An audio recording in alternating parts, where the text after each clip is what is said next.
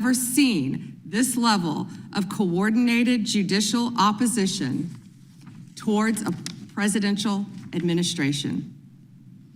It is not only an unlawful attack on the executive branch's authority, but a serious attack on the democratic process. However, Bondi is expected to be questioned about her agency's bungled release of files about late sex offender Jeffrey Epstein. President Trump welcomes Israeli Prime Minister Benjamin Netanyahu to the White House today. They're expected to discuss Iran. NPR's Franco Ordonez reports this comes after Trump declared very good talks were happening with Iran about its nuclear program. President Trump has repeatedly swung from threatening strikes to making a deal. Matthew Kroenig, who worked on the Iranian file at the Pentagon, says Netanyahu would prefer strikes, but also wants to do what he can to influence any potential agreement. President Trump is known for being unpredictable. He is known for liking deals, for being a peacemaker. And I think Netanyahu is worried that maybe in that rush for a deal that the president will agree to terms that harm Israel's security. Trump has made clear that Iran cannot have a nuclear weapon, but Netanyahu wants any deal to also include limits on ballistic missiles and ending support for militant proxy groups. Franco Ordonez, NPR News. Authorities in Western Canada say at least 9 people have been killed and more than 24 injured in a shooting that took place at a school and a home. Craig McCullough reports from Vancouver, British Columbia. The victims were discovered at the 2 locations. The Royal Canadian Mounted Police say they found the first victims inside the Tumbler Ridge Secondary School. 1 died en route to hospital, and another 2 were found in a residence in the small town of 2,400 people in northeastern British Columbia. The shooter was found dead inside the school. RCMP Superintendent Ken Floyd says it might be hard to find any motive. I think we will struggle to determine the why, but we're going to try and do our best to determine what transpired that day and what led up to this tragic event. Floyd says the original alert issued in the early afternoon of a female shooter are correct. For NPR News, I'm Craig McCullough in Vancouver. You're listening to NPR News from Washington. Good morning. With the latest from the GBH Newsroom, I'm Henry Santoro. The Massachusetts Association for Professional Law Enforcement, or MAPLE, wants Beacon Hill lawmakers to set up an independent commission of police experts to look into the culture within the ranks of the state police, which has been dealing with repeated scandals and embarrassment. Mass Live reports over the years that state lawmakers have appeared uninterested in the problems that the state police agency have mostly created for itself. In his State of the City speech on Monday, Quincy Mayor Thomas Koch outlined a couple of big proposals he'd like to oversee. One is to buy the former Eastern Nazarene College campus, which would add to another potential acquisition, a series of land deals that his administration has already made. And the other, according to the Patriot Ledger, is to follow through on his commitment to create a publicly funded performing arts center as well as a museum focused on the Addams family. That's the president, John Quincy Adams, not the cast of the 1960s TV show. The Celtics host the Bulls at the Garden tonight. It's spring training for pitchers and catchers arriving in Fort Myers for the Red Sox today. And in the forecast, sun, clouds near 40 degrees. We'll take it. Clouds in mid-20s overnight. Partly cloudy, mid-30s tomorrow, sunny and upper 30s on Friday. And meteorologist Dave Epstein says if you're a skier, you may want to head to the mountains later this week and weekend. It is right now 35 degrees in Boston, 34 in Springfield. This is GBH News. Support for NPR comes from NPR stations. Other contributors include the Wallace Foundation, an independent, nonpartisan research foundation collaborating with grantees and partners in the arts, school leadership, and youth development. More at wallacefoundation.org. This is NPR.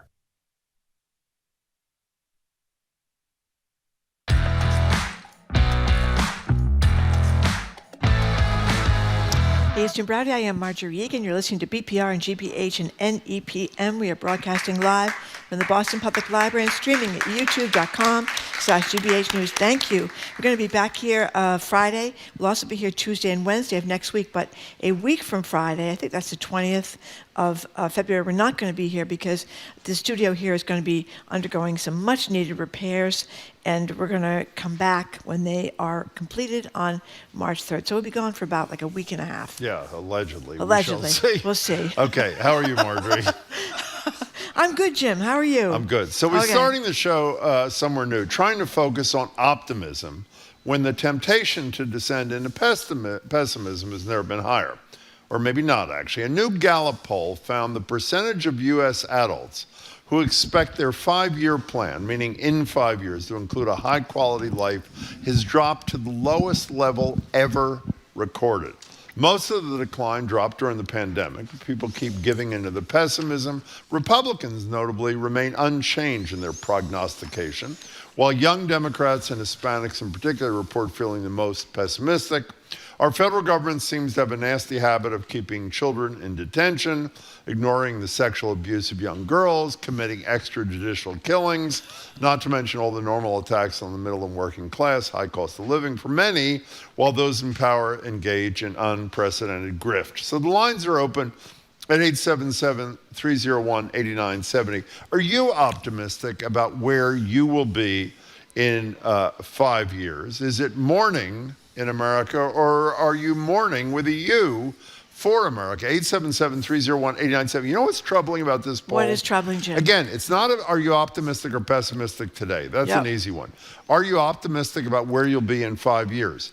In light of the fact that Trump's numbers are cratering, and Trump will theoretically be gone in 5 years, you would think people would be optimistic unless they think there isn't going to be a thing in 5 years, because we're all going to be gone because of this mess that has been created. I think it's also that I don't think people have faith in Democrats doing anything either, because Democrats talk about things like helping with health care. And obviously Obamacare Yeah, that was fairly happened, good, Marjorie. and Joe Biden did do the best anybody's done on climate change. That's all gone. But I think in terms of the day-to-day, we don't have help for people with child care. We haven't done anything that's mattered to people about housing. So I think it's the cost of living.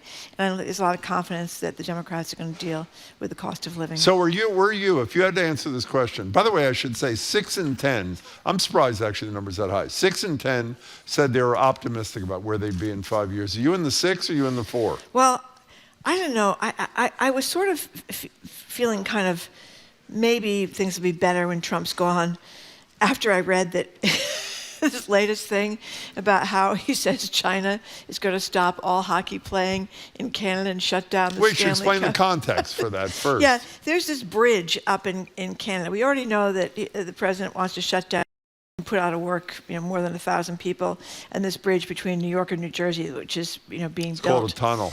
It's tunnel, biggest infrastructure project, and yes, a tunnel. That's right. It's underwater. Yeah. But now he's upset about this bridge. He doesn't want Canada to be able to open this bridge up in Canada. The bridge goes between Ontario and Michigan because he's mad at the Canadians about their deals with China, or how the Prime Minister said nasty things about him. So he says. He says he's afraid that if the Chinese get involved with Canada, that what they will do is shut down all ice hockey being played in Canada and permanently eliminate the Stanley Cup. Well, that's a reasonable thing to conclude. I thought that was such a crazy thing to say. It's shocking coming from him, isn't it? I just think things get crazier and crazier and crazier. And I listened to this podcast this morning about the Trump prescription drug thing, which was it called Trump RX? Trump RX or something. And he said it's going to be the best thing ever. Of course it is, ever. Great, and it's going to be wonderful. These are going to reduce prices by 100%. Of course, you can't really do that. 500%, 1,000%, and all that. It turns out it's good on one thing. It's good on infertility drugs. Well, that's important. And it is important, and it's good on Wegovy. But other than that, it's another big scam. So I just feel like everybody's lying, and that's probably doesn't make me optimistic. How about you, I have Joe? no idea what that has to do with anything. But in any case, optimism. But yes. What does that do with 5 years? How you're Because going to feel? I think that a lot of people do not think, and I'm concerned myself, that Democrats won't do anything about the issues that are bread and butter issues. You don't really think that, by the way. I do. I think they've been talking You don't think about... things are going to get better post-Trump? They may not get better fast enough. Well, there was this great story in the Globe today about what has happened, and this is, Trump's doing too, about all the NIH cuts, all the great grants, research that goes on over here. They went out and they interviewed all these people about funding cuts in research in Massachusetts, which Trump ridiculously said was about anti-Semitism, and people were saying things like that they entirely their funding has been gone. They've been in a position for 33 years. Harvard University, this lab of 2 decades, is moving to Texas. This other person is going to Canada. People are leaving the country. There's a massive brain drain that threatens Massachusetts standing as a global hub of biomedical research. So that's a big problem too. Yeah, but as usual, you didn't read the end of the story. The guy's moving his lab to Canada said when he heard that China was going to get rid of the Stanley Cup, he wasn't doing that anymore. He's staying right here. What was he talking about? The Stanley Marjorie, Cup? he is mentally ill, Okay. as we know. 877-301-8970. And that's not an excuse, by the way. It's an explanation. It is surely not an excuse. So despite whatever Marjorie was talking about, the question is, how would you have answered the Gallup poll? I thought it was clear. It was really clear. It was the really Stanley clear. Cup, all the people leaving. No, you're right. Research that was here. Okay, as I was saying, are you, if you had taken this Gallup poll and were asked, are you optimistic about where you'll be, not physically, but maybe physically, in 5 years, would you said I'm optimistic or I'm pessimistic? And of course, you got to follow up with the why. 877-301-8970. Why? Listen to this from Kathleen and Newton. Sure. This is inspiring. I have learned to choose hope as a strategy. Actively choose it every day as an act of resistance. Don't let them take our hope from us, too. How about that? That's lovely, That's actually. very impressive, Kathleen. Okay, Thank you. good. Let's go to Mark in Pawtucket. What do you think, Mark? Hello, Mark. I absolutely agree. Hope is the main thing. Okay. I think right now I'd put myself at maybe in the 6s as far as, approval. But one thing I wanted to call about, I thought of this last week. Yeah. We use negative, when we talk about defunding the police, abolishing ICE, they kind of have a negative connotation. Yes. So I came up with my own acronym of MELT ICE. Make enforcement less toxic. Oh, I like that. That is right. How long did it take you to come up with that, Mark?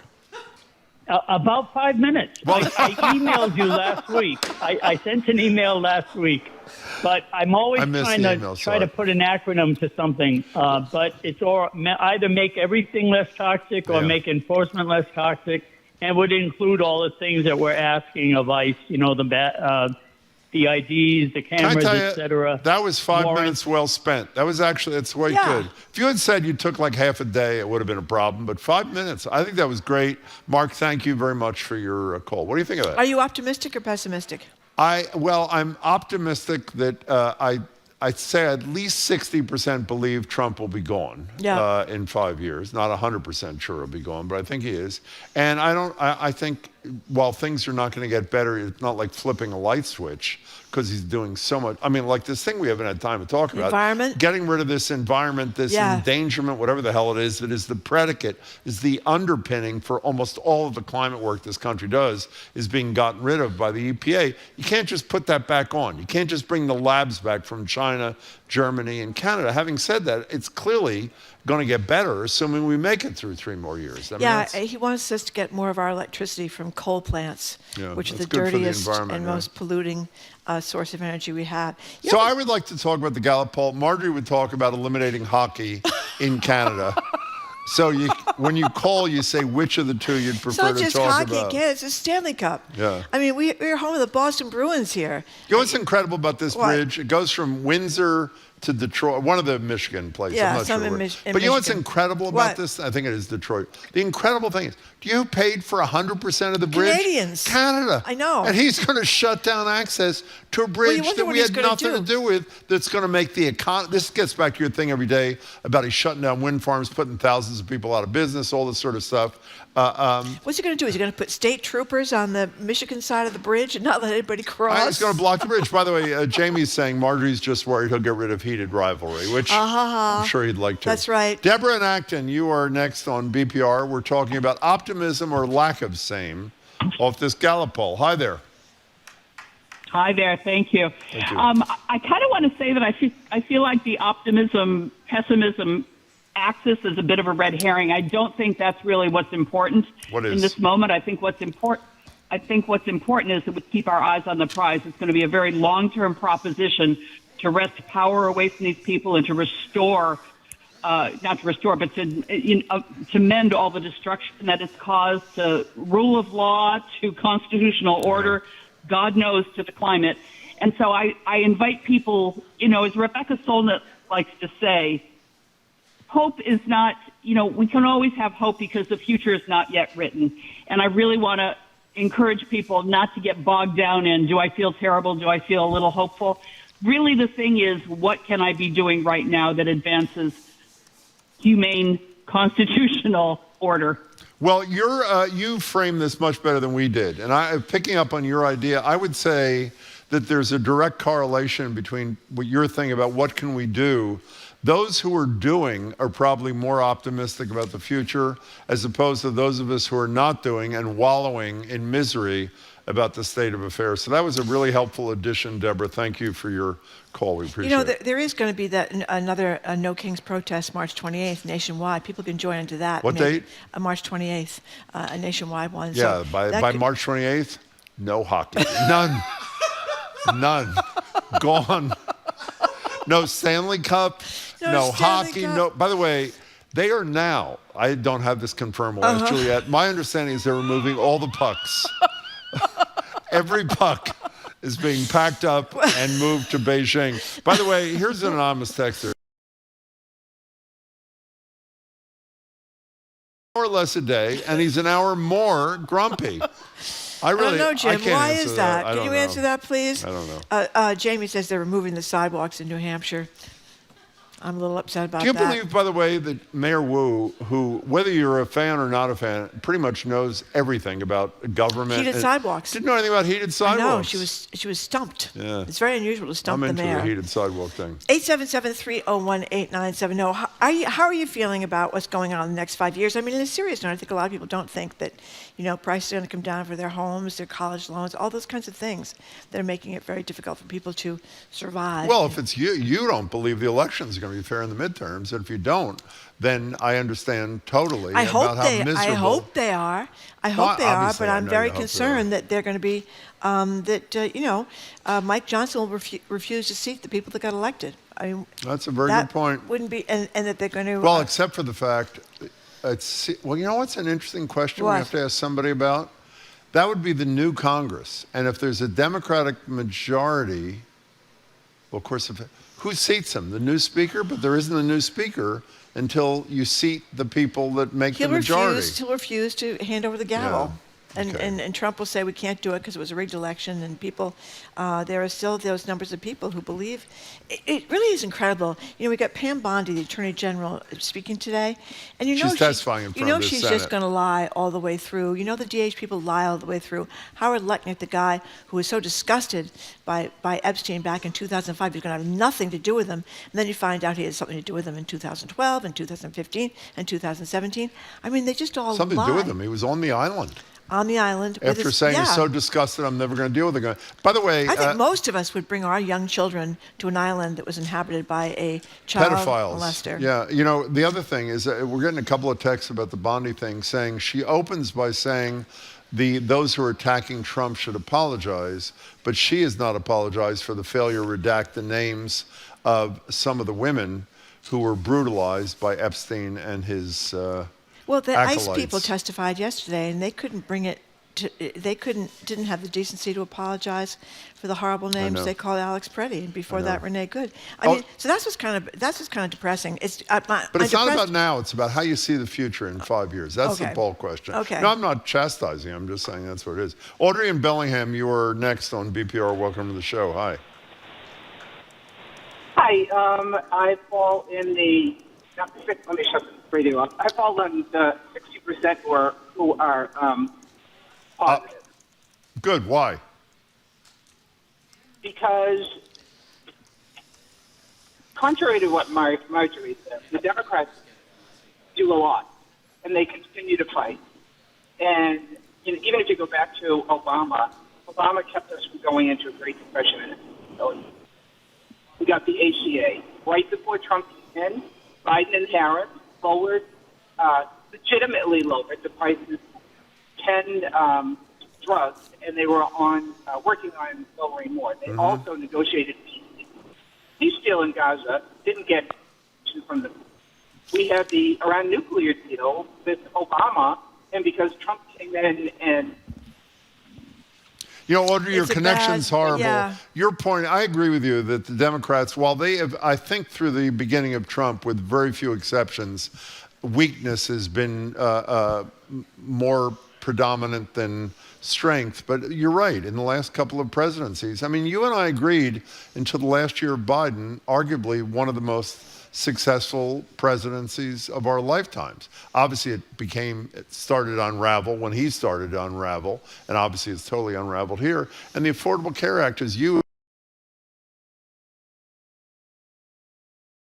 a life-changing, I mean, obviously it's in danger now because of the subsidy issue, but a life-changing kind of thing that maybe didn't go as far as you and I would like, but as far as Nancy Pelosi and Barack Obama could get it. So I'm more hopeful, but it also depends who their leaders are. I'm with you. The leadership of the Democratic Party is not exactly wildly impressive, but that may change come midterms. We'll see what happens. Jane in Concord, welcome to the show. Hi. Hi. Yeah, I agree about the Democrats. I don't know how they picked the Democratic National Convention, but they forced Hillary Clinton to be the candidate and didn't give Sanders a reasonable chance. Think how interesting that would have been if it was Sanders-Trump. Very good point. And also the thing that happened with Biden being able to hide his infirmity made Trump look reasonable and not infirm, even though Trump is also infirm.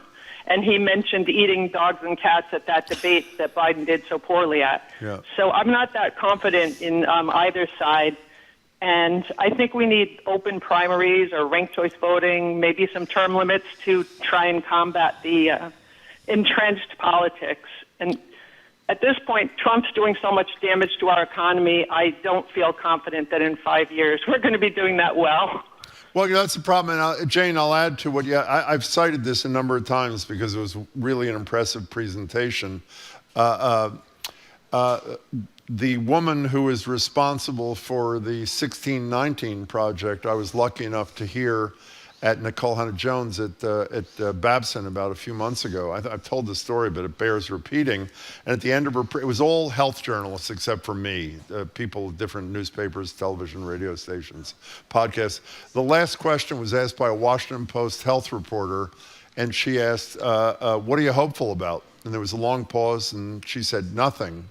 And she said already, and this was maybe 6 months into the Trump second term, he had undone 60%, according to her, 60 or 65% of the major civil rights legislation passed in the 4 major civil rights bills. And she went on to say that she thought it would take 60 to 70 years to get back to where we were before Trump. So, I mean, that tied to what you said a minute ago is a cause for great pessimism, but thank you for your call, Jane. I really appreciate it. I mean, that really is the issue. Even in a post-Trump world, assuming that there is a post-Trump world, what I said at the beginning, it's not easy to undo this kind of damage. I mean, you just can't change things. The climate stuff is definitely undoable. Well, the research thing that you're obsessed with more than virtually anybody. Well, because it's such a big deal. If they've shut down. No, I agree with you, Massachusetts, totally. it's a huge big deal. But I mean, you said one went to Canada, one went to Texas. Well, Texas is the United States, sort of.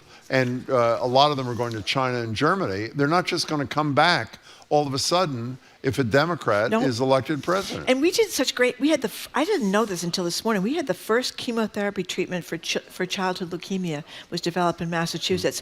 I knew we did the first organ transplant here because I remember that. It was at Dr. Merrill, the kidney transplant. That was like years ago. But we were like leading the country. I mean, that's a big industry here, right? And not to mention that we were making these extraordinary breakthroughs. One of the things I remember when Biden was diagnosed with prostate cancer is that they said had he been diagnosed like 5 years ago, he probably would be dead already because the advances they've made in prostate cancer and the advances they've made, a lot of them here in having singular treatments for the kind of cancer you have, that's all here too, and it's kind of up in the air. And by the way, the people that have lost the least confidence in this poll are people of color. They're mostly Latinos. Lost the most confidence. Yes, they're least optimistic.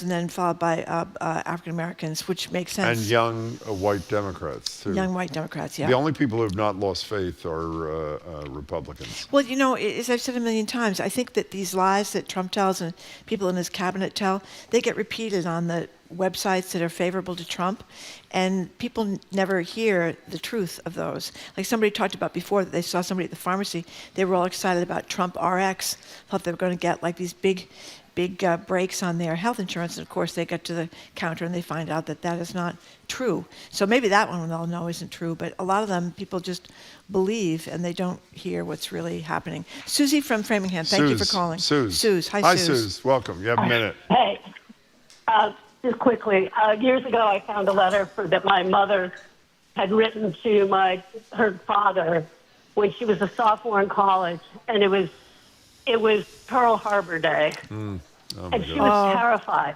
about what the world was going to be like, including, because she was a sophomore in college, would there be any boys to marry? What would happen to all the boys she knew? Well, obviously she married and had children and a family. My brother was worried about the nukes when his daughter was young. You just have to keep optimism.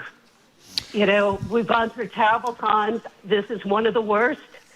But there are good people out there, and you have to keep optimistic. Well, that's a very good spirit, Suze. We'll end on an optimistic note. Oh, please. Even though you must remember, Suze, that Franklin Delano Roosevelt was the president during World War II. I had a lot of confidence in him. I think Americans had a lot of confidence in him. And JFK and then Johnson were when we were most worried about the nukes, right? What is the optimistic note you're ending on exactly? I guess it's not optimistic because they didn't think that all the pucks were going to be sold to China. So you meant a pessimistic note. By the way, if people think we're making this up, this is actually a true social post. It's crazy. By the President of the United States. Yeah, okay. He's mad about the bridge. You know why? You know why he got the hockey thing? Because the bridge named the Gordie Howe Bridge, and Gordie Howe was a huge star in hockey, right? Canadian hockey. So that really ticked him off, and we're going to take care of that Gordie Howe Bridge. We're going to take care of the Canadians, too. We're going to ban Canadians. We're going to ban hockey in the Stanley Cup. Anyway, coming up after this quick break, we're going down to the docks. No, are we doing Juliette next? Or are we doing GBH? Okay.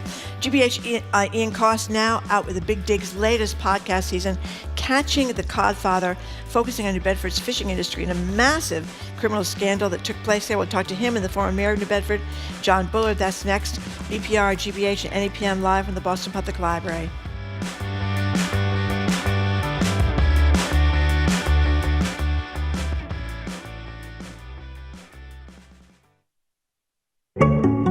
I'm Edgar B. Herwick III. Today on the Curiosity Desk, what happens when the ticket vendor is the thing keeping you from watching your favorite performer? Today was my 6th attempt to get Harry Styles tickets. And this time I'm really feeling frustrated. I got locked out of my Ticketmaster account. It hasn't always been so competitive. We want to hear from you, too. Call or text in during the show.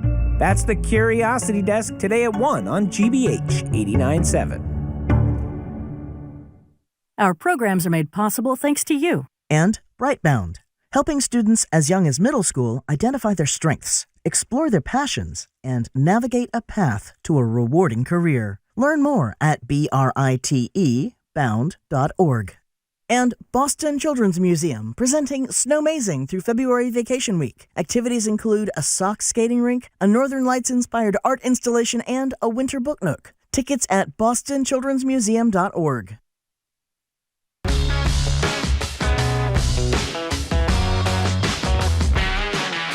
Welcome back to BPR and GBH and NEPM. Marjorie Egan, Jim Browdy, live at the library, streaming at youtube.com/GBH News. We're back here Friday, Tuesday, and Wednesday of next week, but starting Friday of next week, the library studio is undergoing some upgrades, and we believe will return when they're completed on March 3rd. Joined now live at the library by Ian Coss. Ian is producer and host behind GBH's The Big Dig podcast. The newest season, launching today, focuses on New England's fishing industry, focusing on a mogul who captured everyone's attention over the years, Carlos Raphael, also known as the Codfather. Here's a moment, I love this moment, from the first episode of Catching the Codfather.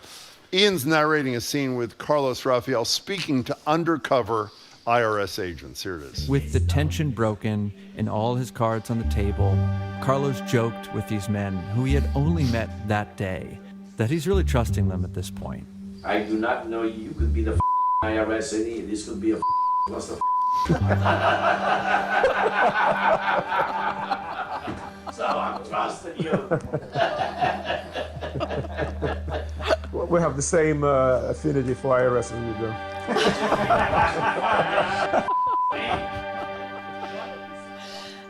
You have to give some credit to the IRS agents. They were very quick on their feet. There was more to that sound, but we lost it. Also joining here at the desk is the former mayor of New Bedford, who we've known for a really long time, John Bullard. We did not know until this podcast that he is the 13th John Bullard in his family.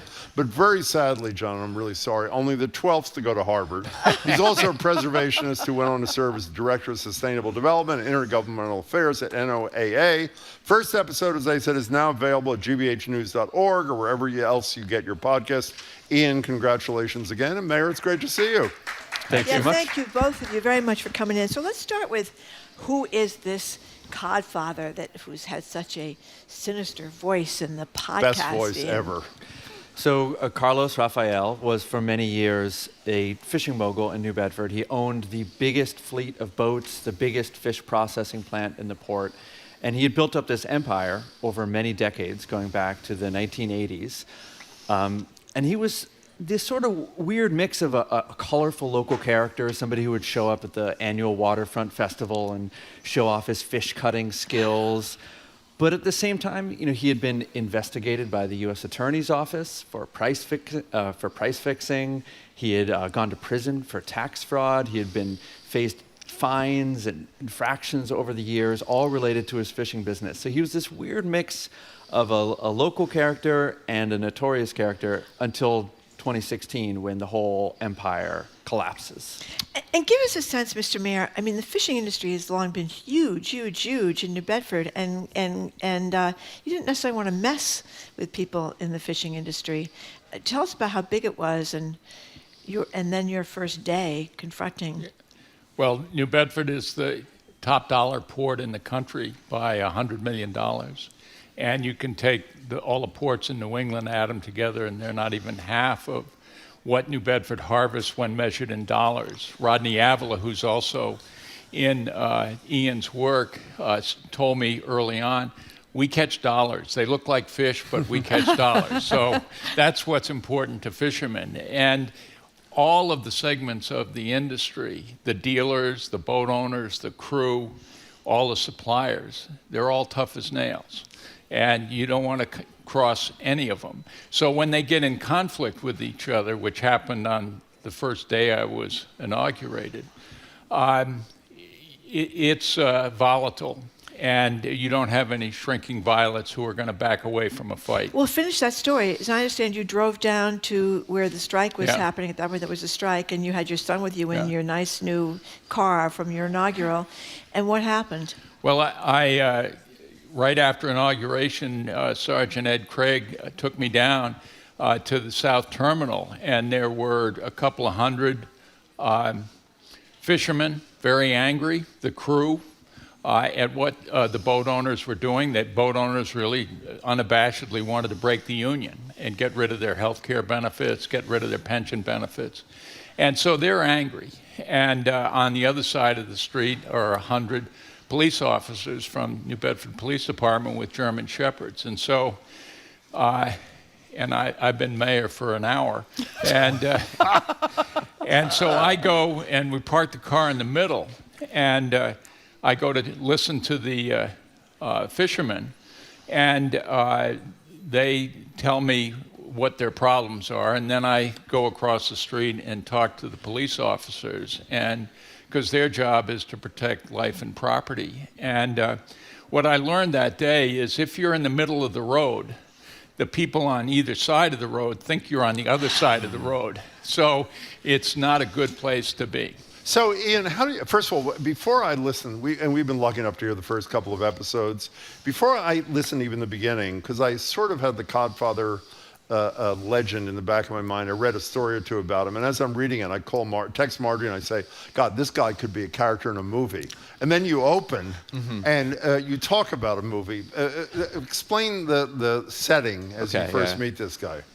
So to set the scene, Carlos to this day has an office right off the waterfront, New Bedford, and you come in, and around the walls are posters and images from the movie Scarface. he loves the movie Scarface. In fact, he showed me in the drawer of his desk. He's gotten over the years letters and offers from production companies, publishers who want to do something. Like you said, you could see the cinematic potential there. And he told me about this story about where he talked to a producer from Netflix, and they said, we're thinking about doing something on your story. Who should play you? And he said, Scarface, Al Pacino. It's got to be Pacino. So he's got a cigar, an actual cigar from the set of the movie. That's great. He's got this hand-drawn image of Tony Montana in the big hot tub, all this stuff. And that's sort of he's built this mythology around him. I mean, that name, the Codfather, was something other people gave him, but he really embraced. I want to get back to the creation of that in a second. Yeah. 2 parallel questions for you, Ian. One, how did you, when obviously people know if they've listened to your prior stuff, when you make a commitment to something, it is a major long-term commitment. How did you decide this was a story worth pursuing, and why did he agree to talk to you? The second question is very easy. I have no idea. The first question is interesting. I've been thinking about this story for about 2.5 years now. So it's actually, we've done this our 3rd season. Before we even started our 2nd season, I was down in New Bedford talking to Carlos, doing some research. And at first the story didn't quite click for me. It had all this obvious true crime drama, the Scarface, the name and everything. But it took me a little while to figure out where the substance of it was, why it felt important to me to understand this story now and tell this story now. And so it really wasn't until I started meeting with folks like John Bullard, Rodney Avila, other people in the port, people who worked in regulation around fishing, that I started to see this bigger story that's about how business people relate with the government, about regulation, about anti-government sentiment. And I think the Carlos Raphael story is a lens into all those things. Well, the government, you were in the government there, you were the mayor. You take us through the whole thing when the 200-mile limit was instigated, right? So that fishermen, you wouldn't have all the people coming from Russia and every place else doing all the fish off the coast. So that was Gary Stubbs, used to be a congressman, got the 200-mile limit. And then things were good for a while. But then things got bad over George's Bank. And as we've said a million times, fishing is one of the most dangerous, I think it is the most dangerous profession. George's Bank is quite a ways out in the middle of the ocean. So the government kind of helped them and then hurt them, I would think, from the fisherman's perspective. Well, the relationship between government, and I was a regulator at NOAA, and the fishing industry is always difficult. Most fishermen realize that without regulation, they'll catch every fish there is, and it won't be an industry for very long. But you're still, as a regulator, constraining people. And think about why a person becomes a fisherman. They are the most fiercely independent people there are. They want to be away from land. They want to be away from regulation. They want to be by themselves, living by their wits. And so they are tailor-made not to like regulation, although most of them know it's necessary. Well, also this, as you say, they're sort of, I don't mean clinically, sort of schizophrenic about that. And the sense I get from just listening to the first 2 episodes, that's how people in the community feel about this character, too. I mean, he's sort of a champion standing up to the man at the same time that he was screwing all the little guys, the independents. And to me, that was when I really got drawn into the story, because the first time I met with Carlos, he gave me his narrative of events, which felt pretty self-serving. That shocking, he did what he had to do. He's the hero. The government's bad, and I didn't take it that seriously. But my experience was, as I started talking with other fishermen and other people around the port, that a lot of people had, if not outright sympathy for Carlos Raphael, at least some ambivalence about what he did, and that he remains, and John can attest to this, a very divisive figure. Well, Do you have some sympathy for him, by the way? I mean, you're the regulator and we're the mayor. Do you have some sympathy for the illegal behavior of... Absolutely not. And I'll tell you why. Carlos told you all the time what he was. As Ian said, he embraced Codfather. He embraced Al Capone, Scarface. And he said to New England Fishery Management Council meeting, I'm a crook. Your job is to catch me. I mean, he was a crook first and a fisherman somewhere down the line. Well, tell us about, we haven't really established what his crime was. What did he do? You'll have to listen to find out. Simply put, Carlos was lying about what fish he caught.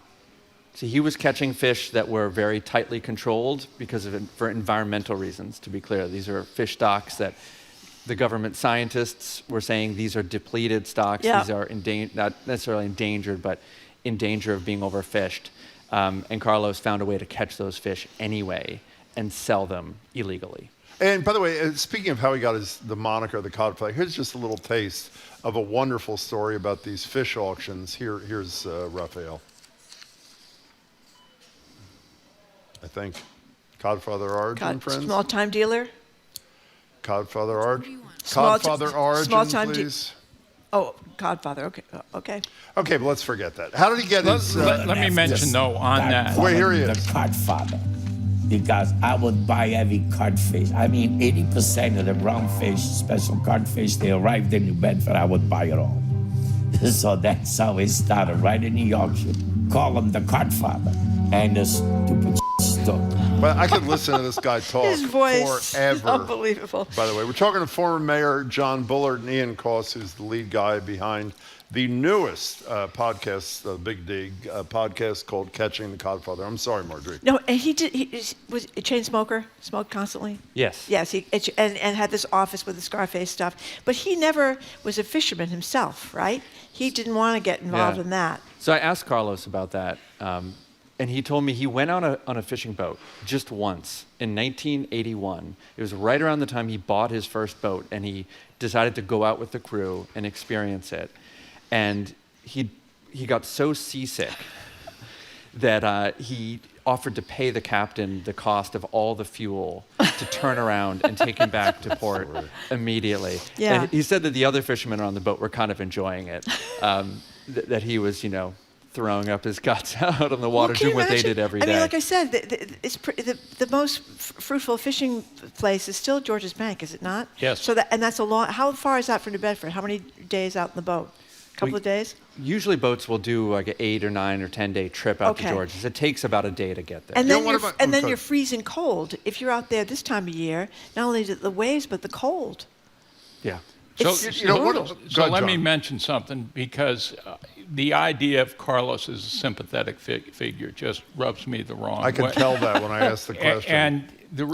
And as Ian said, he mislabeled. There are a lot of haddock. There are almost no cod.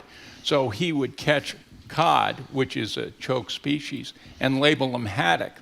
Now, the way we, thanks to Gary Studds, a hero of mine, the way we manage fish is there are 10 standards. One of them is it's science-based. And the way you get good science is with good records of what gets landed. So Carlos would destroy the science by mislabeling fish, and then he'd mock the science as it isn't any good. And he's the only one who said, these regulations force me to break the law. Everyone else, let's look as all seaports in the world look at what happened with the Lily Jean. This is such an honorable. This is such an honorable profession, and as you said, Marjorie, it's tough. Especially, we want to ask you the question about whether you're sympathetic to him again. Hey, before Ian, I got a text the other day from a good friend of the show and a good friend of ours, Roger Berkowitz, who I'm told has a little connection to this thing. What's going on? Yeah, so Roger's Fish Company is sponsoring the podcast. That's his new business. Which is his new business, delivering flash frozen New England seafood staples all over the country. And they just opened up a new location at Logan opening Airport. at Terminal A, Yeah.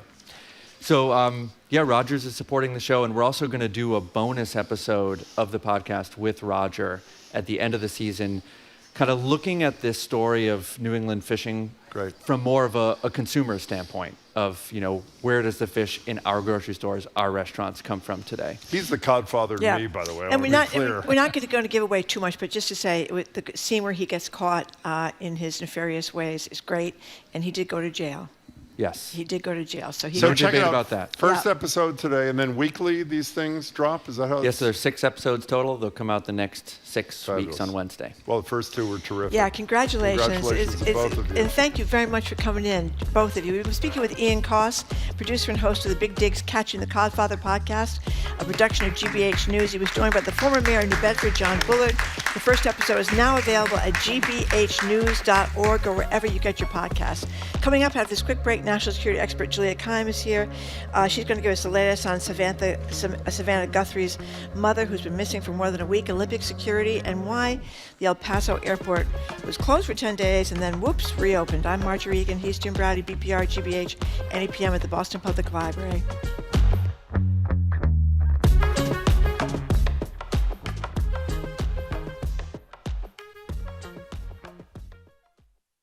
I'm Jared Bowen. Coming up on The Culture Show, Henry David Thoreau built a tiny cabin at Walden Pond to live deliberately. Nearly 2 centuries later, people across the country are building full-scale replicas, searching for simplicity, self-reliance, and an escape from modern noise. Mahesh Das, president of Boston Architectural College, joins us. Plus, we get the scoop on how JP Licks is keeping its flavors fresh with its founder, Vince Petrick. That's on The Culture Show today at 2 on GBH 89.7. Support for GBH comes from you. And Mass General Brigham. In heart surgery, expertise matters. Mass General Brigham Heart and Vascular Institute performs thousands of surgeries each year and is committed to research and innovation. massgeneralbrigham.org/heart. And the Massachusetts Health Connector for Business. Premium value plans can help small business owners find and offer accessible employee health benefits. Learn more at mahealthconnector.org/business.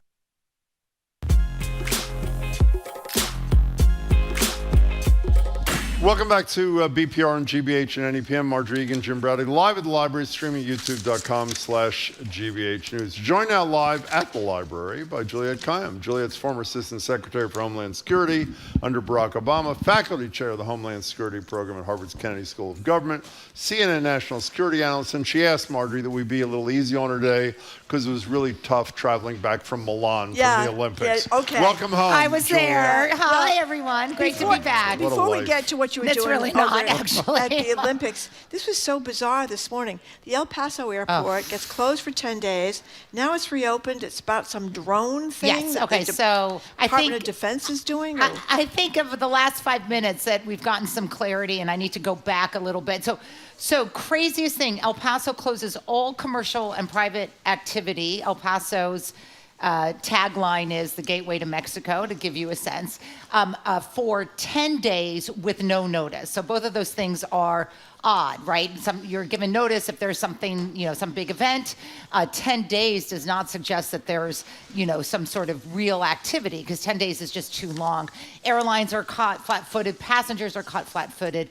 It seems now, as of the reporting of 5 minutes ago, to just unwind a little bit, Hegseth, Secretary of Defense Hegseth, has been pushing for more control of commercial aviation space for the military. This is just, he's doing it at National Airport even after a commercial airline ran into a Pentagon helicopter or vice versa and killing a couple dozen people.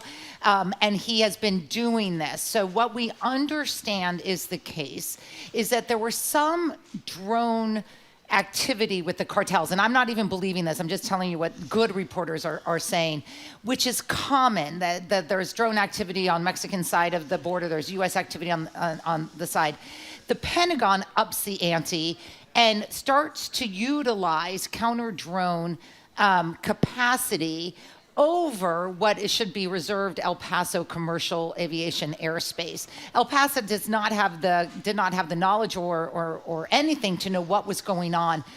Alerts rightfully the FAA, which says, holy moly, shut it down, 10 days, we don't know what's going on. Pentagon knew what was going on. And now they're unwinding it today. And this from is what I our read, government. no notification of Congress, like with everything else. No notification. This guy, Hegseth, is so unbelievably dangerous because he's asserting both his machismo, but also there's a backstory here, which is he and Duffy, the Secretary of Transportation, have or long been, the last year, have been sort of at war over each other over a number of issues, but one of them involves drone and aviation space. I am so outraged, not only because it's just like a bunch of clowns running the government, but this really goes to our commercial aviation safety, something that we are pretty good at, and yet we haven't been good at it since the accident under Hegseth a year ago with the helicopter, Army helicopter.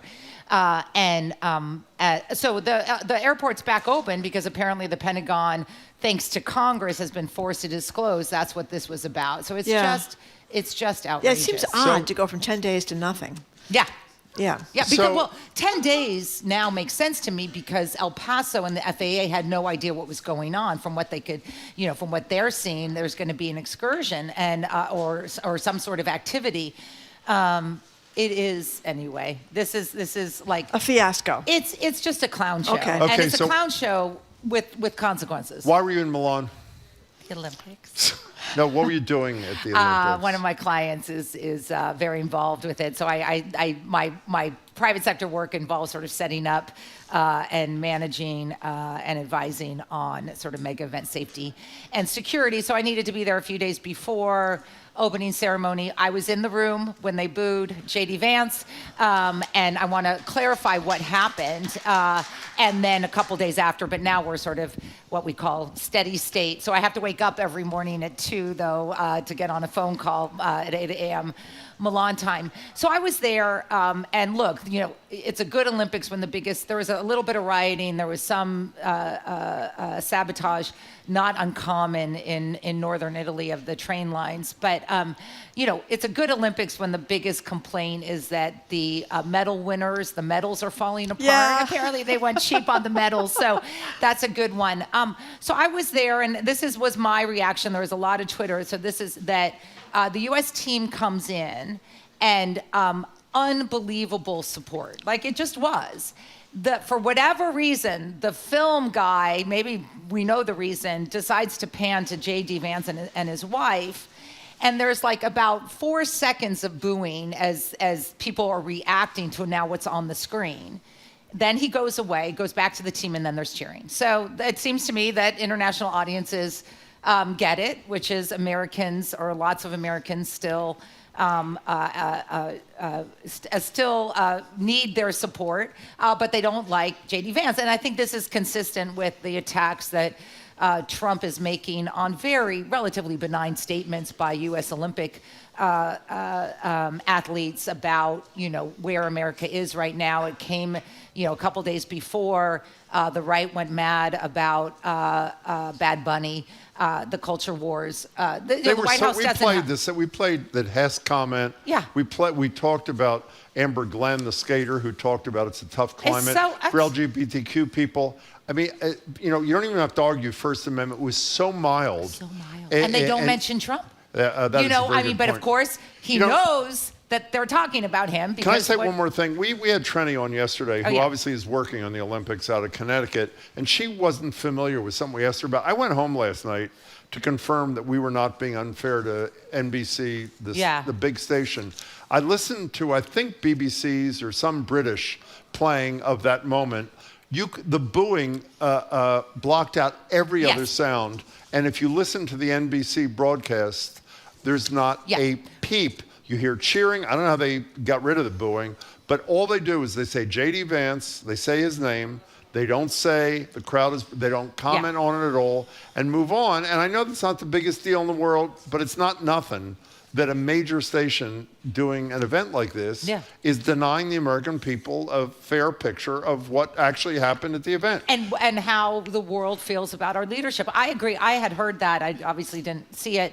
And think it is outrageous. I mean, who are you protecting there? You're just protecting some fear that Vance and Trump are going to go after you. But it's going to go after I'm at NBC. the stage now where, the president is nearing 30%. I don't know why these corporations are acting like he has so much support. And for people who know how some of my feelings about the NFL, which I'm public about, kudos to the NFL and NFL Commissioner Goodell. They picked Bad Bunny in this environment.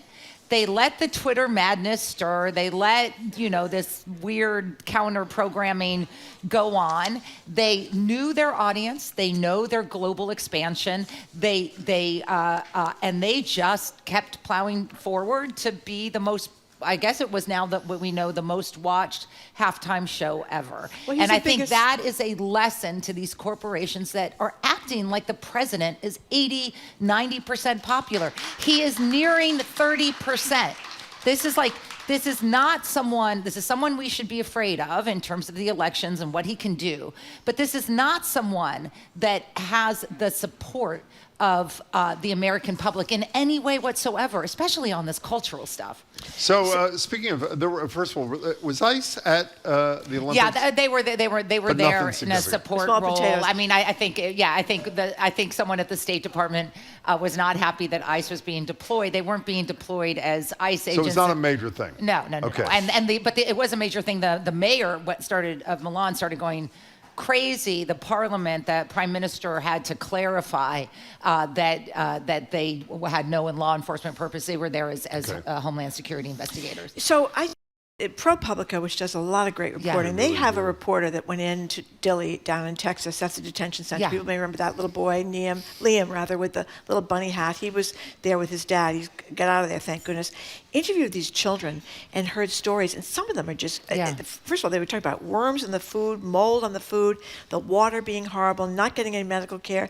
They talked about an 18-month-old there that got sick, was denied care. They finally had to get the kid out of there, go to a hospital. It turned out the kid had COVID and RSV and was pneumonia and bronchitis and was in the hospital for 10 days. And then the kid went back to the same place where they now have a measles outbreak. I mean, this is our government that is treating children. This is what we know now. This is Imagine what we know. What we're going to find out. She interviewed a 14-year-old and talked about the gross food that they were getting. And the people that she interviewed were here legally attempting to get asylum. There are people that came under Biden's, and you may not have liked Biden's processes and how he let people in at the border, but they were people that came in under Biden under asylum. So they're not illegal in any kind of way. And they're children. Yeah. Well, the other thing we learned simultaneously with the great ProPublica thing is CBS looks at this data from the Department of Homeland Security that says less than 14% of immigrants arrested by ICE have not violent convictions, just criminal, but even 40% are charged or conviction, which means, let me repeat it, means the number is lower than 1 out of 7 who've been convicted for a violent crime. In the United States of America, you're supposed to be innocent until proven guilty, right? These are people who have not been proven guilty, some of them. They're people that have been charged with crimes. And the point of this, though, the most important point is that the worst of the worst, we knew this, but now the data is there from the government. And for everything that you have to say about CBS News right now, this is incredible reporting, and I urge people to do it because they actually do the breakdown. So you can, 14%, and then I think there's a 5% number in terms of violent crimes. So you're...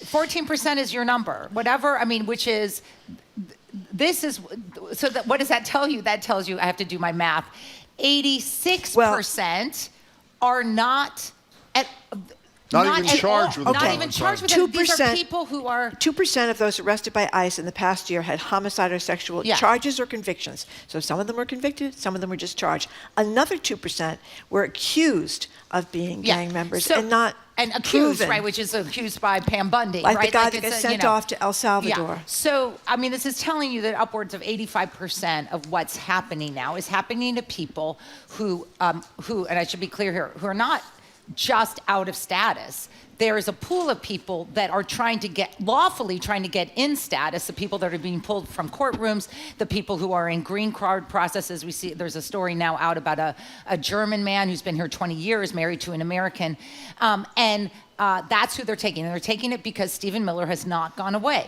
Stephen Miller is still demanding these numbers from ICE and CBP. I'm not defending ICE and CBP. I'm just saying if you think that the White House has changed, it has not changed because Stephen Miller is running this. On to your point about the camps. What's interesting is, so ICE, DHS gets this massive increase in funding for border enforcement. A lot of that is going to new border agents and ICE agents, but a lot of it is going to construction. Construction of what? These detention facilities.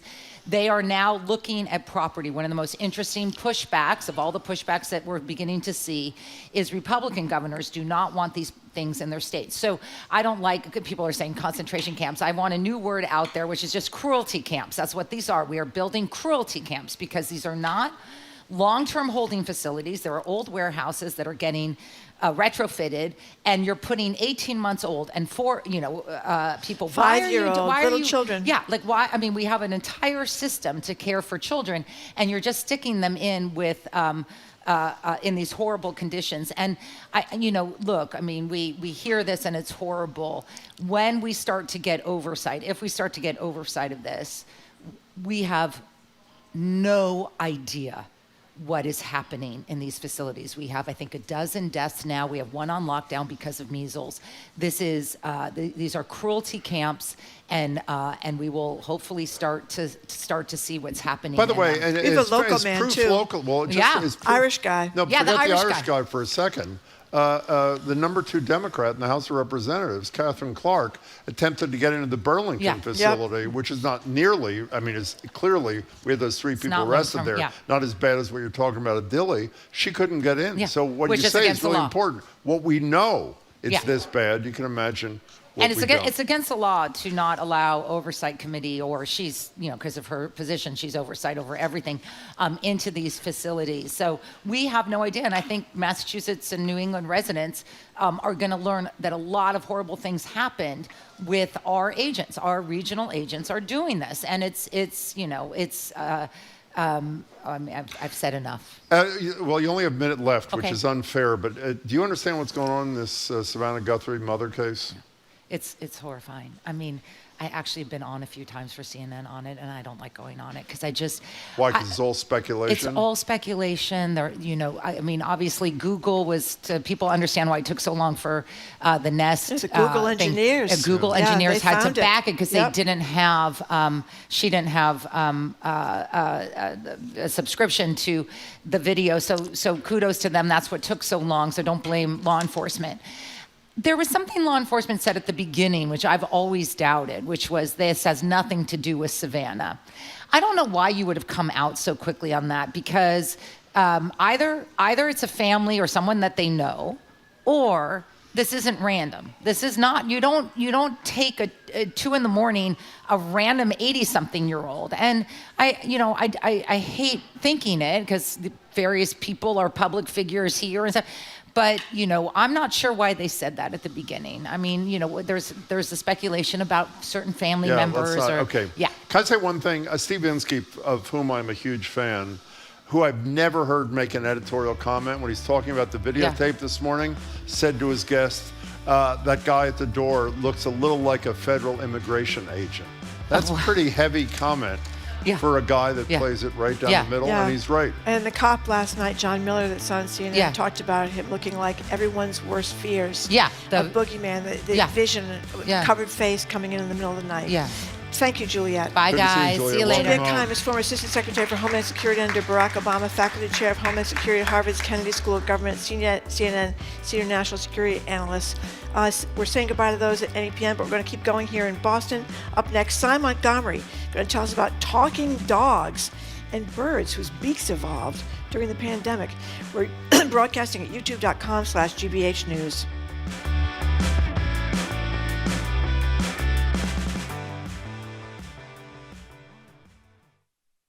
Discover a whole new side of your puppy at Nova's Can Dogs Talk documentary event. Science shows the potential of dogs communicating with word buttons. Join our panel for a screening of select clips when you fetch your ticket at gbh.org/events. Funding for our programs comes from you. And Safety Insurance, offering a variety of home insurance products to cover your home's increased value. You can ask an independent agent about Safety Insurance. Safety Insurance. We'll help you manage life's storms. And Bryant University, presenting the 29th Annual Women's Summit, Illuminating Values, Inspiring Action, on March 19th, featuring New York Times bestselling author Ellen Hildebrand. More at wsummit.bryant.edu. You're listening to 89.7 WGBH HD1 Boston. Online at gbhnews.org.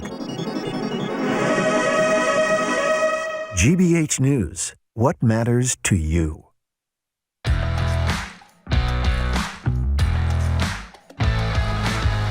Welcome to hour number 2 of Boston Public Radio, GBH, and broadcasting from the Boston Public Library and streaming at youtube.com/GBH News. We're going to be here tomorrow, Friday as usual, and again next week, Tuesday and Wednesday, but we're not going to be here a week from Friday because of repairs being done here. We'll be back here, we hope, by March 3rd. Hello again, Jim. Hey there, Marjorie. We're joined now on Zoom by, I think virtually all of our audience agrees, is their favorite break from the misery that surrounds us.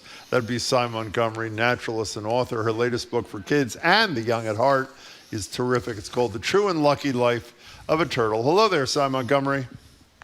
Hi there, Jim and Marjorie.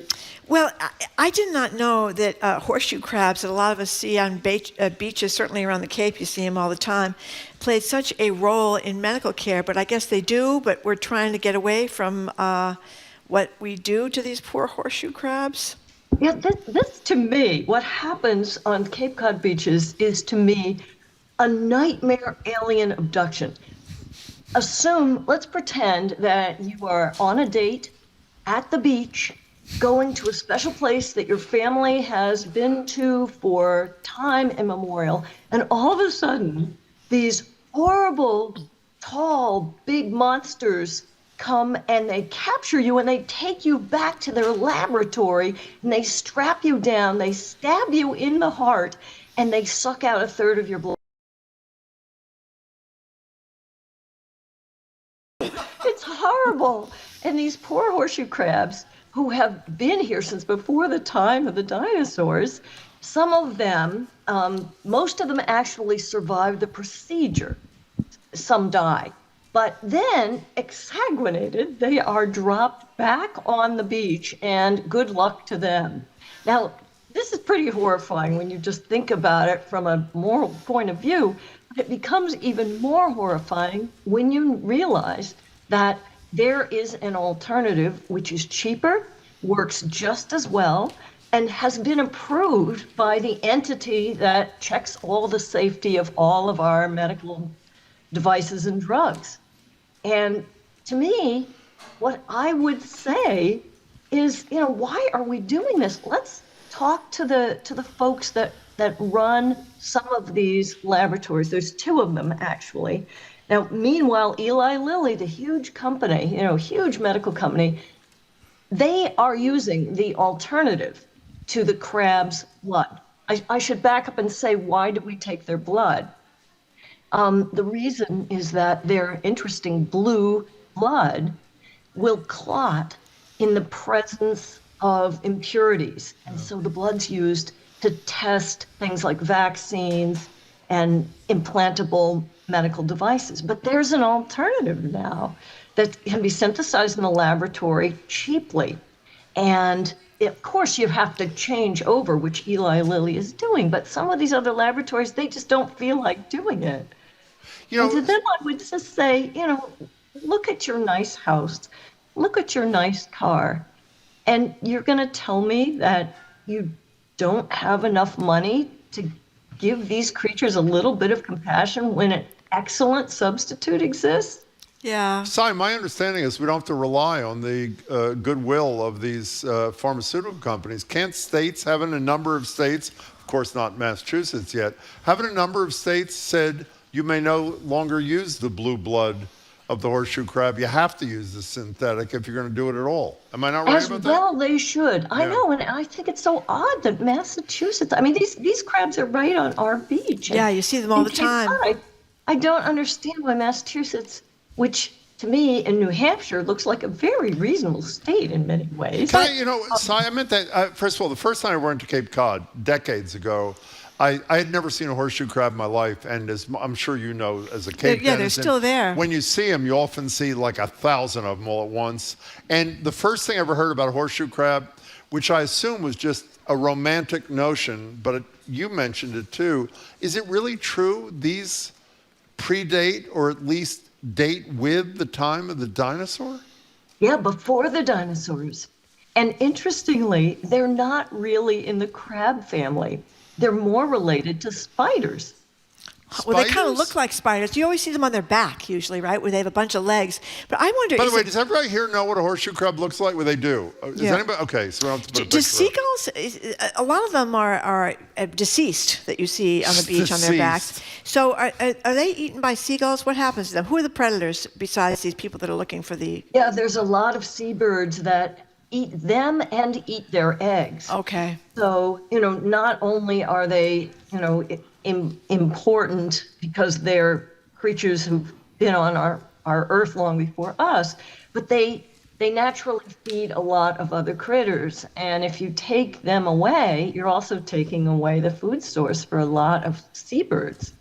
Okay, let's move on to something more cheerful. May we? Oh, yes. You may, yes. Yeah, we're going to talk to these people from Nova ourselves, I think February 19th. February 19th. Yeah, I heard about that. I'm tuning in for that for sure. But the name of the segment is Can Dogs Talk? And it's looking at this investigation into whether they can communicate on these soundboard buttons. So what's the story? Oh, this is a riot. I've been following this for a really long time. I bet. I'm like a fan of some of these dogs. Some of my favorite dogs on the show were Stella, and she's a Catahoula blue heeler mix, and she's been using these talking buttons that you press with your paw, and it says a word.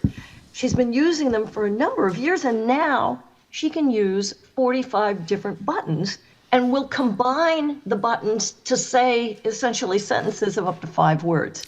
She said to her owner, Christina, come play, love you. Oh dear.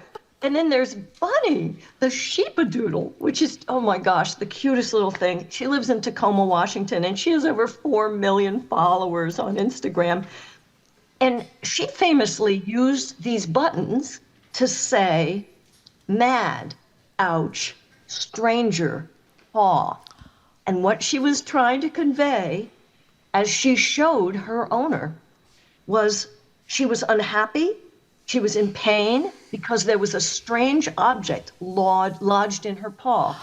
And when the owner looked at her, there was a thorn between the toes of her left front paw. Oh my God. Can I argue both sides? First of all, you have a spirit in you that is unlike anybody Marjorie and I have ever known. So I know you totally buy this and probably bought it long before the research. But is there any part of you that questions the notion that they're actually communicating a specific thought or request, or no? These dogs, no. I mean, there's some dogs who I think, just like people, some dogs are quicker to catch on to these human games than others. I've seen footage of dogs who will be punching the buttons, and then the owner's small toddler will crawl up and start punching the buttons and start having a conversation with the dog, which is hilarious. But what they've done in this study, and one of the reasons that this TV show, Can Dogs Talk, is so exciting to me, is that the buttons say the word in the same tone every single time. The dogs can't be reading the owner's facial expression or body language. And we have to be careful with that because they're so good at that. Remember Clever Hans, the horse, who was said to be able to do complicated arithmetic, but what he was actually doing was even more marvelous. He was being able to tell the answer by reading his owner's body language. So these buttons remove that. And there are now 10,000 dogs in this study, and the buttons are hooked up to computers. So it's not relying on the owner to report, my dog is such a genius. They just said E equals MC squared. I mean, it's all being done very objectively. So I'm guessing, do you think that there are many non-human animals that have the ability to speak to human beings, and we just haven't figured out how to understand that? Is that a fair assumption, Sy Montgomery? Or that they may not want to speak to us. What's funny is, well, not funny, but very typically human, is that we're always trying to teach them our language instead of learning how they automatically communicate. And I've always been really interested in how they communicate. And with Thurber, who is listening to the show and is right here, and who We know you have Thurber met, well, yes. he sends you right now, Asha, another border collie, who are featured prominently in Ken Dogs. Well, they're the smartest, aren't they? Border collies, supposedly Border the collies smartest are dogs. super smart. Yeah. Yeah, they're thought to be the smartest. And, I thought, wouldn't it be cool for us to have some buttons? But he's so good at communicating to me exactly what he wants. And besides, I know that Howard and I would be sitting here, and just when we're trying to write a sentence, all we would hear is outside, outside, outside. Go for a walk, outside. Again, the Nova people will be with us on the 19th, and we're really dying to talk to them. And the show is called, what is it called? Ken, your dog? Ken Dogs Talk. Ken Dogs Talk. So talk about amazing stories. CNN wrote this piece about the dark-eyed junco songbird, which of course I've never heard of. And beyond I was interested in learning about the bird. What I was totally stunned by, was taught, like I think most of us were, that evolution is a long process. And on the part of these juncos, the argument is, I don't even know if they call it evolution, but adaptive change happens almost in a heartbeat. Can you share the story with people? Yeah, this is really fascinating. And there are dark-eyed juncos like right outside the BPL right now. I'll bet you there's certainly some heart feeders. But this actually was observed in California. And these are sort of sparrow-like birds. I always too believe that evolution took place over many millions of years. And this was something that Darwin observed in the beaks of his finches that he discovered on his visit to the Galapagos Islands many years in the past. There was like a dozen different species of sparrows with different kinds of beaks. And he figured out that they had all evolved from a single species about 1 million years ago. But the beaks of birds are evolving in front of our faces. This junco story talks about city-dwelling birds who suddenly, they all seem to have much shorter, stubbier beaks than they had before during COVID. Why would this be? These were the city birds. In the countryside or in the mountains, the beaks of these juncos were longer and pointier, but they were shorter and stubbier. Then what happened, these city birds started to change once COVID got underway. And why? Because their food, the city birds were eating human scraps. And human scraps tend to be larger. You need a bigger beak to pick them up and carry them away. Whereas if you have a long, slender beak, like the birds that lived in the countryside and in the mountains, that's better for taking insects and smaller items away.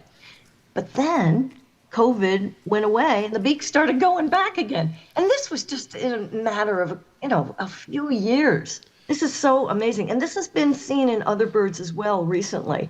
Hummingbirds have evolved longer beaks in response to our hummingbird feeders.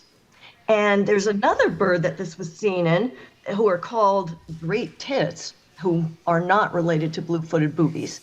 But that was Sy who said that, not us. Go ahead. Thank you. I said that for you, Jim. I appreciate that. You did? Okay, go ahead. So they too got bigger beaks to carry away larger seeds from feeders without dropping them. So we're profoundly affecting the evolution of some of the animals around us. And we probably always have been, but now we're seeing it. So what is the takeaway? I mean, this, to me, is huge. Maybe I'm exaggerating because science is not my strong suit, but let's call this rapid evolution, for lack of a better expression. How does that change our understanding of the science in general? I mean, well, I think you're right. It shows, and your understanding is correct. Evolution is happening under our beaks, so right in front of us. It is not this slow, long thing. And also, it says that anthropogenic change, or change due to how we behave, is having ramifications throughout the natural world. Because we're everywhere. We're just covering the globe like shower mold. So, of course, we're affecting other creatures. Well, that to me is the scary, I mean, beyond all the climate issues, which obviously have a huge impact, the scary part of this is people whose motives we're not crazy about could learn from this and could affect evolutionary behavior in fairly rapid fashion of animals that would be helpful to whatever their cause is. You know, I mean, there's concern here that it's true, and they may set out to cause one change, but end up causing another, because nature is just endlessly surprising. But the good thing is that these creatures generally are programmed so that they are going to survive. So the wisdom of evolution may be deeper and wider and more lasting than our human intellects. Well, it's fascinating. We're talking to Sy Montgomery. So there's a great story from The Guardian about, I hope I pronounced it correctly, Kakapo. Kakapo. Yes, Kakapo. this is so great. Oh my God, I'm so glad you're asking about this. They live for 60 to 80 years. They're like human beings, but they have this, we get to see it, this mating ritual, and they're enthusiastic this season. Berries on this tree that's going to make them more fertile or something. But tell us what they do. Before you tell us, don't we have one sitting on your head, I'm told, in the photo? There it is, Yeah, of he's course. Oh my not God. actually sitting on my head. He is copulating with my head. Oh, that's my so God. nice to hear. Yes. How was that for He you, is so Sy? Good? welcome. Honest to God. Well, this is what happened. I waited with photographer Nick Bishop. We waited for 5 years to get the call that these giant flightless nocturnal parrots, the rarest birds in the world, were finally mating. And this, for us, was back in 2008, I think. It was quite some time ago. The thing is, these birds, they don't mate every year. They don't mate every other year. They may not mate for 5 years. Their mating is all tied to the fruiting of this one bush, the rimu. And sometimes the rimu fruits and they don't mate. Sometimes they mate, but they don't lay eggs. Sometimes they mate and lay eggs, but the eggs don't hatch. Sometimes the eggs hatch, but there's not enough rimu to feed the babies. So anyway, back in 2008, Nick and I, we'd been waiting for 5 years. We always kept March free for 5 years. All of a sudden we get the call, they're laying eggs. We run out in the street in our pajamas and jump on a plane. I fly to New Zealand. And I got to hold in my hands one of fewer than 90 Kakapo in the world. The only chick in the world at the time was in my hands. Oh my gosh. And another one was copulating with my head.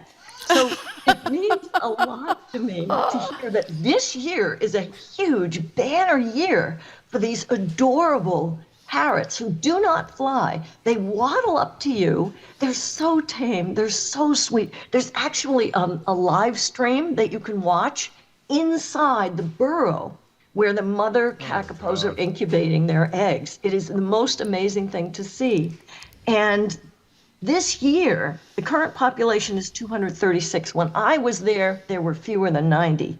And they feel that the 83 females of breeding age are going to produce a bumper crop of baby kakapos. And these birds were they were all over New Zealand, North Island, South Island, all over the place. And they were almost all wiped out by introduced animals. They only lived because humans moved them there.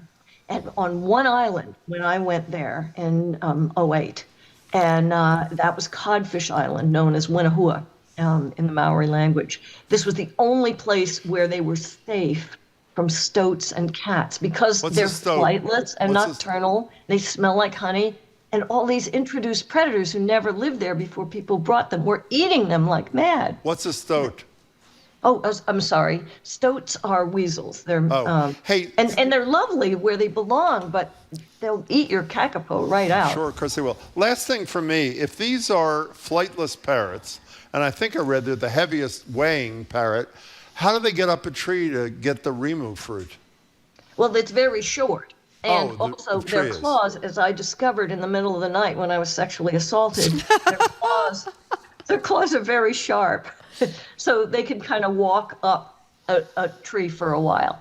What would happen is at night, that's when the male kakapo, do this booming display. And it sounds like kind of someone blowing across a bottle and a chinging cash register.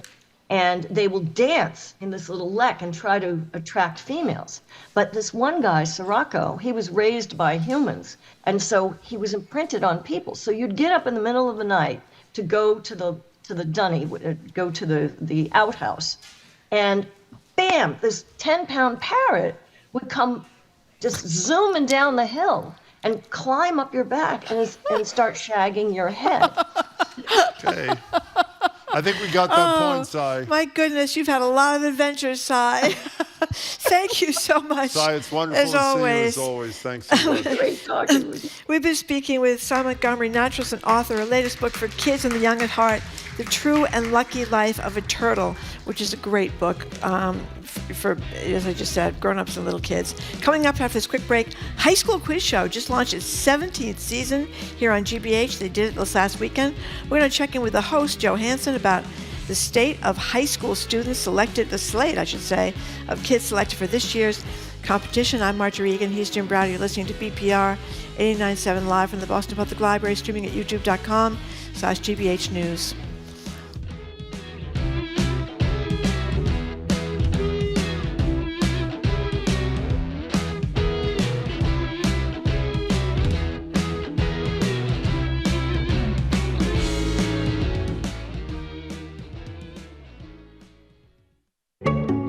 I'm Edgar B. Herwick III. Today on the Curiosity Desk, what happens when the ticket vendor is the thing keeping you from watching your favorite performer? Today was my 6th attempt to get Harry Styles tickets. And this time I'm really feeling frustrated. I got locked out of my Ticketmaster account. It hasn't always been so competitive. We want to hear from you, too. Call or text in during the show. That's the Curiosity Desk today at 1 on GBH 89.7. Support for our programs comes from you. And the Cape Cod Foundation, committed to building resources to support community life on Cape Cod, including environmental conservation, arts and culture, and community development. Learn more at capecodfoundation.org. And GM Roth Design Remodeling, providing custom kitchens, bathrooms, and accessory dwelling units. Their design team works to create living-in-place solutions tailored to the needs of each home and family. More information at gmroth.com.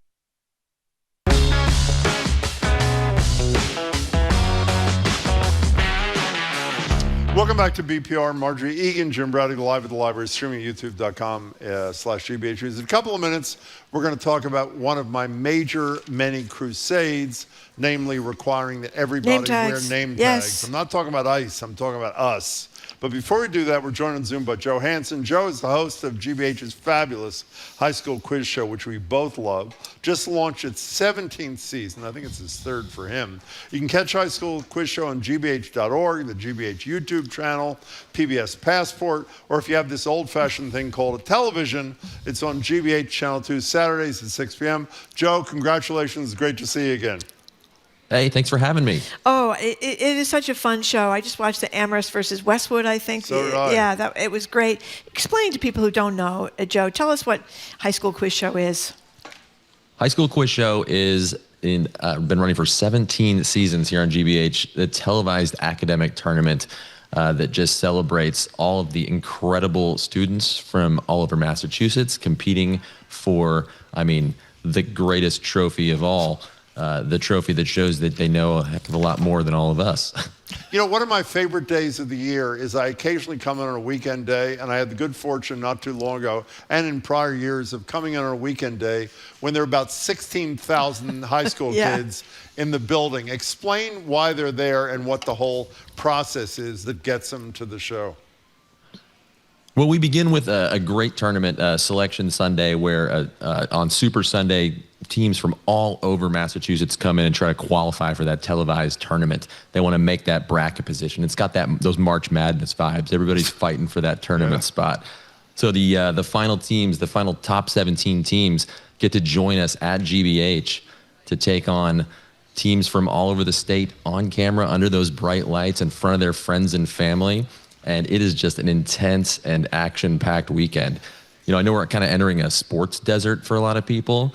And maybe we don't need to talk about certain sports that have ended more recently.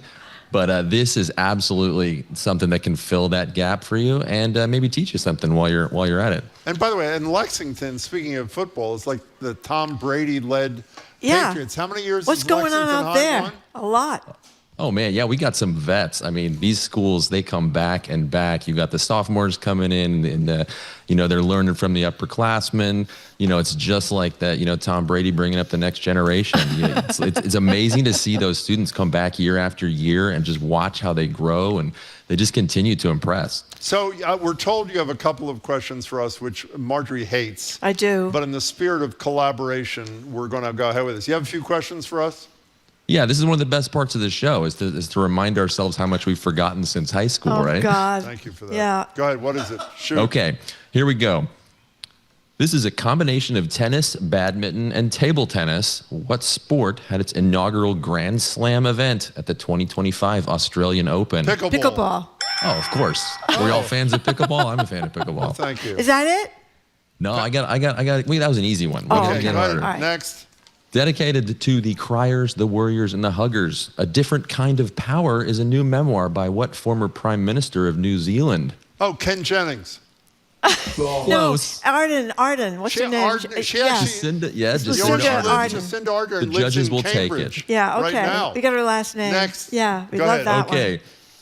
Third, what is the only planet in the solar system whose name is not derived from classical mythology? Earth. Uranus. Well, look at that. It's the place you live. You got it Oh, right. very Hey. good. I We said have one for Uranus. you. I was wrong. We have one for you. You ready for Okay. this? Okay. What famous scientist said the following? Roly-polies, aka isopods, can drink through their butts. And instead of peeing, they can get rid of waste gas through their shells. And speaking of waste, they also eat their own poop to get every ounce of nutrition out of it. What famous scientist said that? This is seeming really familiar. I think that might have been me. Correct. Ding, ding, ding. Yeah. Tell people. Explain what you do. Yeah, Be Smart. Tell us about Be Smart. I mean, you got thousands and thousands and thousands, 5 million subscribers on all your platforms together. So what's Be Smart? Yeah, Be Smart is what I'm doing when I'm not doing high school quiz show. It's an incredible science education YouTube show and PBS show. We've been running for 13 seasons of our own, just kind of bringing incredible science education and science communication to the next generation because, like you said at the beginning, we're not all watching those TVs anymore. So we take it to the people there on YouTube, Instagram, all the places that we're all spending our time there, right, when we're scrolling through our phones in between takes. Well, But Joe, you can check that out on YouTube. It's absolutely incredible. Well, also, a high school quiz show is absolutely incredible. We've loved it for years. You've done a great job the last couple of years. Congratulations. We'll be watching, and good to see you. Thanks so much for your time. Thank you very much. Thank you very much. We have been speaking with high school quiz show host Joe Hanson. He's host of the high school quiz show. I just said just launched its 17th season. You can catch it on gbh.org or the GBH YouTube channel or PBS Passport if you have a TV. It's on GBH Channel 2 Saturdays at 6 o'clock. It's really fun. It's like a Jeopardy for kids, and it's really good. Thanks again to Joe Hanson for taking the time, and congratulations on Be Smart. You've done a great job there, too. Okay, we are coming up after this quick break. We're going to open the lines to get your thoughts on name tags. Jim is obsessed with this matter. I am obsessed. It is a serious matter for all of us, though, because sometimes you can't remember people's names that you should know their names, and then you're embarrassed when you try to introduce them to somebody else, and you can't do it. So should we get some help here? Should we all be wearing name tags? And if so, where should we wear them? I'm Marjorie Egan. He's Jim Browdy. Listening to BPR 89.7 GBH live from the BPL, streaming at youtube.com/GBH News.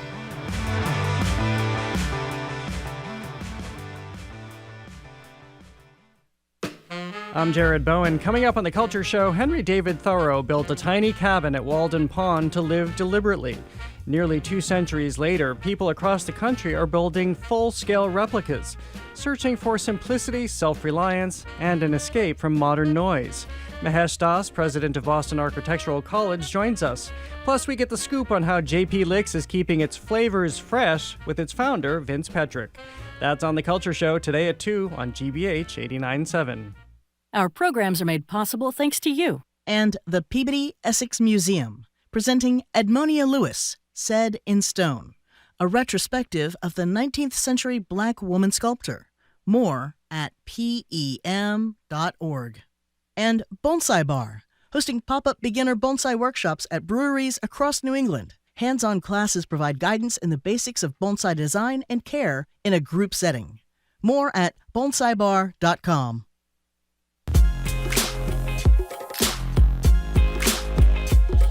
Welcome back to BPR. Marjorie Egan, Jim Browdy, live at the library, streaming at youtube.com/GBH News. It's happened to every one of us. A colleague you've worked with for years but rarely see comes up to you and says your name in greeting. You, of course, have completely forgotten their name. You're stuck with something like, hey, great to see you. How you doing, buddy? Doing good? Great, because you've totally forgotten their name. We're inspired.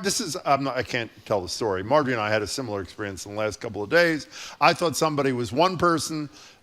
Marjorie thought that same person was another person. It turns out they were neither of those people, and it was mortifying. So the lines are open right now. This is one of my major causes to debate the utility of universal name tags. Everybody wearing a name tag all the time. By the way, there are a lot of pluses for this. One, you get to call someone by their name, which is respectful.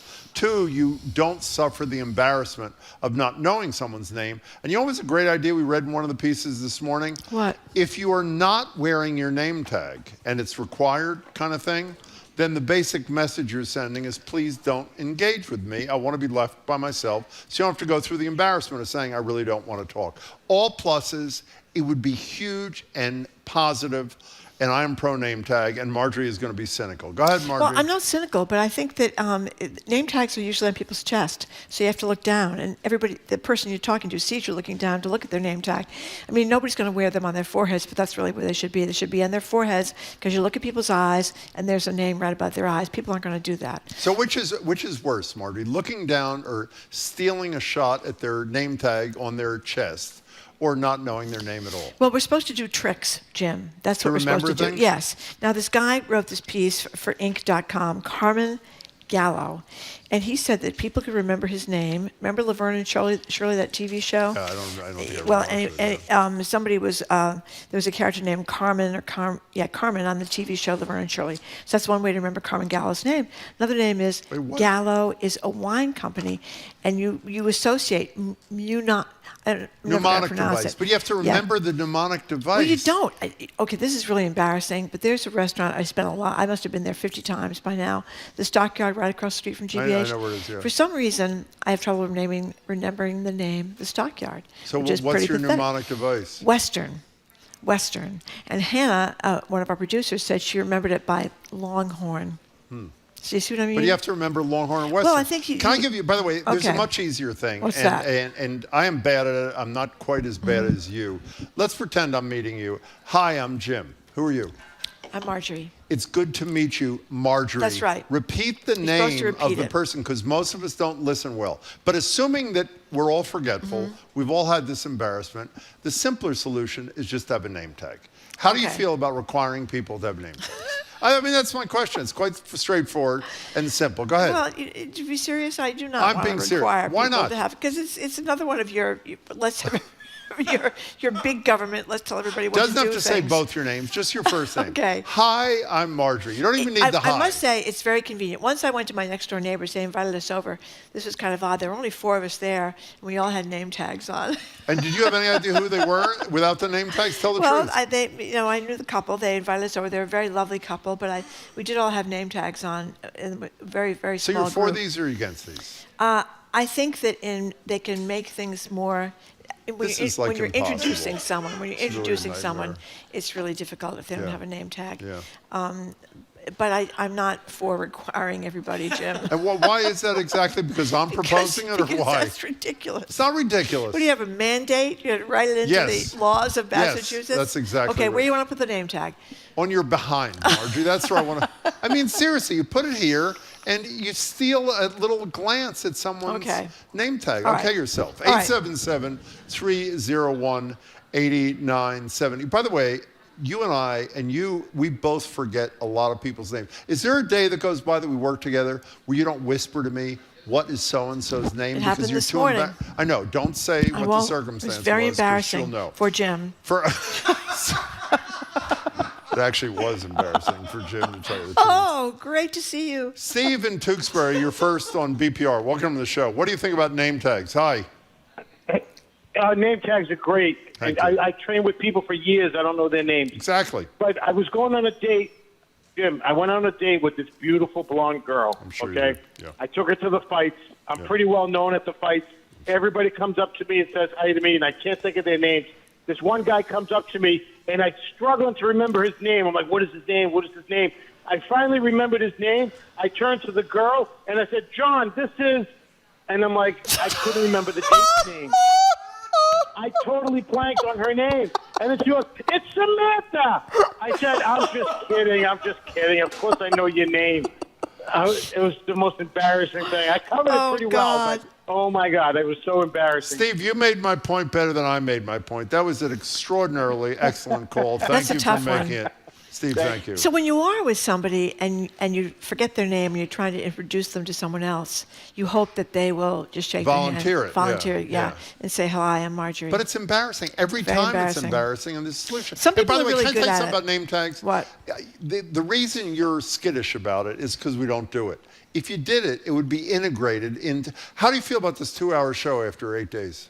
I like it. We thought it was going to be really difficult for us because we've done 3 for years. You get used to it. You get used to a name tag. You put a name tag on. It says Marjorie. People Well, you will do know think, your name. you know, I mean, a lot of us have been doing a lot of shoveling the last few days because of all the snow. And so when you have half the neighborhood out shoveling and you're seeing the person you lived across the street from for 20 years. And you don't know who they are. Remember their name. That's pretty bad. That's pretty bad. It would help maybe in the snow situation. Everybody had to have the name tag on their ski So cap. you sort of like my idea. Well, it does save a lot of embarrassment, but the problem is where they're located. Everybody sees you looking at their name tag, so they know that you didn't know who they were. No, okay, fine. Marjorie apparently supports the idea. Rama, whatever. Hello. You're in Central Mass somewhere hiding out. Hello there. How are you? Hi. Hello. Hello. I am hiding out. Good. I'm hiding out from you, John. Hello, John in Maryland. Hi. I don't need name tags because I'm really, really good at remembering names. Why? No, actually, I need help. I need name tags. And I think it would be a great idea if we can add an upside-down pineapple to all the name tags for those of us who are single and ready to mingle. What do you think? No, that is beyond brilliant and could change the whole debate. Thank you. Could you explain the upside-down pineapple, Supposedly, please? upside-down pineapple, if you walk around with it in your shopping cart, means you're ready for action. No, on a cruise ship. This is Chris. Oh, on a cruise ship, too. That's right, on the door of the cruise ship. You have an upside-down pineapple. It means come on down. Yes, but you can also do it in the supermarket. You can. Yeah, running around Trader Not Joe's. that many people are having affairs in the supermarket, as far as I know. Well, many affairs are started in the frozen food aisle, Jim, is my understanding. Now, we have a little sound from a Seinfeld episode about name tags. In this episode, Elaine pitches one of the mayor's staff her big idea on name tags. Coincidentally, it's exactly what Jim pitched in this morning's meeting. You know what I would do if I was running for mayor? One of my campaign themes would be that everybody should wear name tags all the time to make the city friendlier. Name tags? Well, everybody would know everybody would be like a small town. Exactly. There you now go. listen to another reason why we need names. This is Zoe, our coworker. No offense to our fabulous interns. I have absolutely used the interns as human shields for introductions. When I can't remember the name of people, let them reintroduce themselves, and then you overhear it. Yeah. Another cry in the wilderness for a name tag. I think it's a very common problem. Let's go to Bob in the car. What do you think, Bob? Hello, Bob. Hey guys, a longtime listener. I became a GBA supporter this year. Thank you. Oh, I got thank a great you. I got a great trick that's worked for me for years now to remember please. people's names. So I say Jim would really appreciate it if I remembered his name, and then that makes it stick in my mind forever. Uh-huh. Well, that's sort of like repeating the name of the person, like I said. How does that make it stick in your mind forever? It could have been Harry who said, you want to remember his name and it would stick in your mind forever. How do you distinguish among the different names? Yeah, I think part of it is repeating their name, like you mentioned, and then putting some importance to like why I should remember their name. It makes it like really important to me to associate to this person. Like I value them, and I'm going to remember Marjorie's name because it's important to her. Speaking of important to her, you bring up a point in your last comment there, Bob, which is a really important thing that I should have mentioned. I didn't. How good do you feel if somebody with whom you don't have like an everyday relationship you bump into and they actually call you by your name? Isn't that a great feeling, Bob? It is a great feeling. I had that experience when I was shoveling the snow of a neighbor's driveway today, and somebody walked up and said, "Hey, it's Bob." And it's been a couple of years since I ran into them. It felt great that they remembered me, and I remembered him because I used my device. That was Bob. That's fabulous call, Bob. Thank you very much. Okay, these stories that say you can make little games out of people's names, like Tyler, who always wears a tie, that kind of thing, putting some association with that. But you haven't answered my question. What? How do you remember, if you can't remember the name to begin with, how do you remember the mnemonic device I don't know, that gets you to the but name? I always remember Western now when I think of the Stockyard, and I don't forget it anymore. Now listen to this. You know it's not a person, the Stockyard. I know it's not a person, but it's a proper name. It's a proper name. How rude is it if you've forgotten to actually acknowledge that? This one of these stories suggests we just say, I know we've met before, but could you please remind me of your name? Now, would you be offended if somebody said that to you? Totally. Totally. By the way, I can't give this away because the person's going to know. In the last, let's say, week, Marjorie and I bumped into somebody together who I have spent time with, I would say, no more than maybe 500 times in my life. I had no idea who the person was. No, I knew the person. I had no idea what their name was. How do you think that person would have felt? And I said, by the way, I've only spent time with you 500 times. Do you mind telling me what your name is for the 500? Oh, not a problem, Jim. I'm not insulted Yeah, well, maybe at all. 500 times. Well, you have the great trick where you never say, you're supposed to say. Marjorie, this is one thing I've taught Marjorie in all the years. It's been very She's useful. taught me many very more useful. things. Marjorie is a very warm, kind person. That's she right. would always do, warm and kind. When somebody would come in our studio in the old days, she would say, grab their hand with two hands and say, "It's so great to meet you." And the person would say, "Well, we've actually met many times." We put on the show five times. So what I've said to Marjorie, which you've adopted, is you now just say, "It's great to see you." Great to see you. That way, if you met them, right. it's not a problem. It's brilliant. If you haven't met them, it's been very good. It's a problem. So the point is, if I may, Marjorie, you're still resistant to this. How painful have those experiences been when you say it's good to meet you when you've met them many times? It's horrible, You feel right? very embarrassed. Exactly. And you know what? If their name tag was on, exactly. Thank you very much. Let's go to Robin Framingham. Hello. Jamie thanks you for helping him with the Jim Browdy method. Good to see you. That's the same thing. Very effective. I've taught that to a lot of people. Thank you. It's not that unique, but it is a method. Emily in Quincy says she's worked with a guy for 3 years. Her name is Emily in Quincy. He keeps calling her Amy, and we did wear name tags. That's a pretty good. That's pretty bad. The only alternative was, I'm not sure I got this totally right, but I think I did.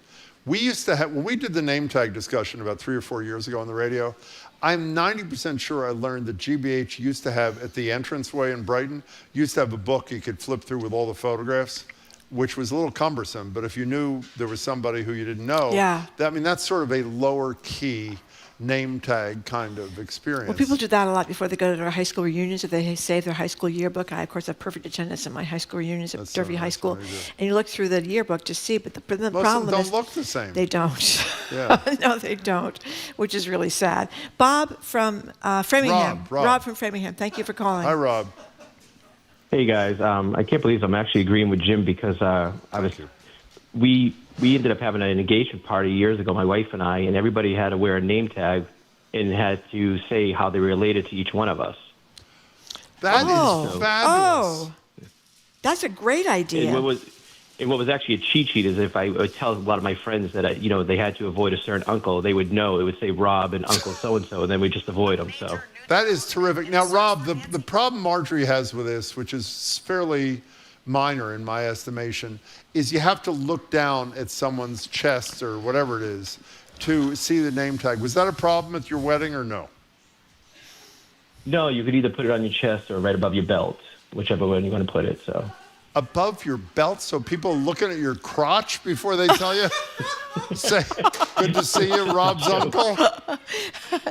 Yeah, you're not going to be able to disguise that looking down. That is one of the problems there. Rob, that's a good story. Thank you very much. I mean, you're looking down enough when it's on their shoulder. If it's down by their waistline. I think you're obsessed with something that is really minor. Really, considering the alternative, because which is people not know. knowing. They don't know. They know you don't know who they are, and they see you looking at their name You don't tag. have the skill to be able to have your eyes wander. No, it's kind difficult of thing. if you're in a conversation with them and they You know see. what you do What in do you that do? circumstance? I wasn't going to say this. Yep. You ask Jamie to walk up behind the person, tap them on the shoulder. They look around like this, and then you're there. Okay. Everything is solvable, Marjorie, if you really want to do it. Oh, we have talked about this before, Jim. Do you know this? A few This years ago we is did. becoming a moldy chestnut. No, it's not. We haven't done it in years. Okay. What are you laughing about? Let's go to Steve in the car. Hi, Steve. Hello, Steve in the car. Hi, Steve.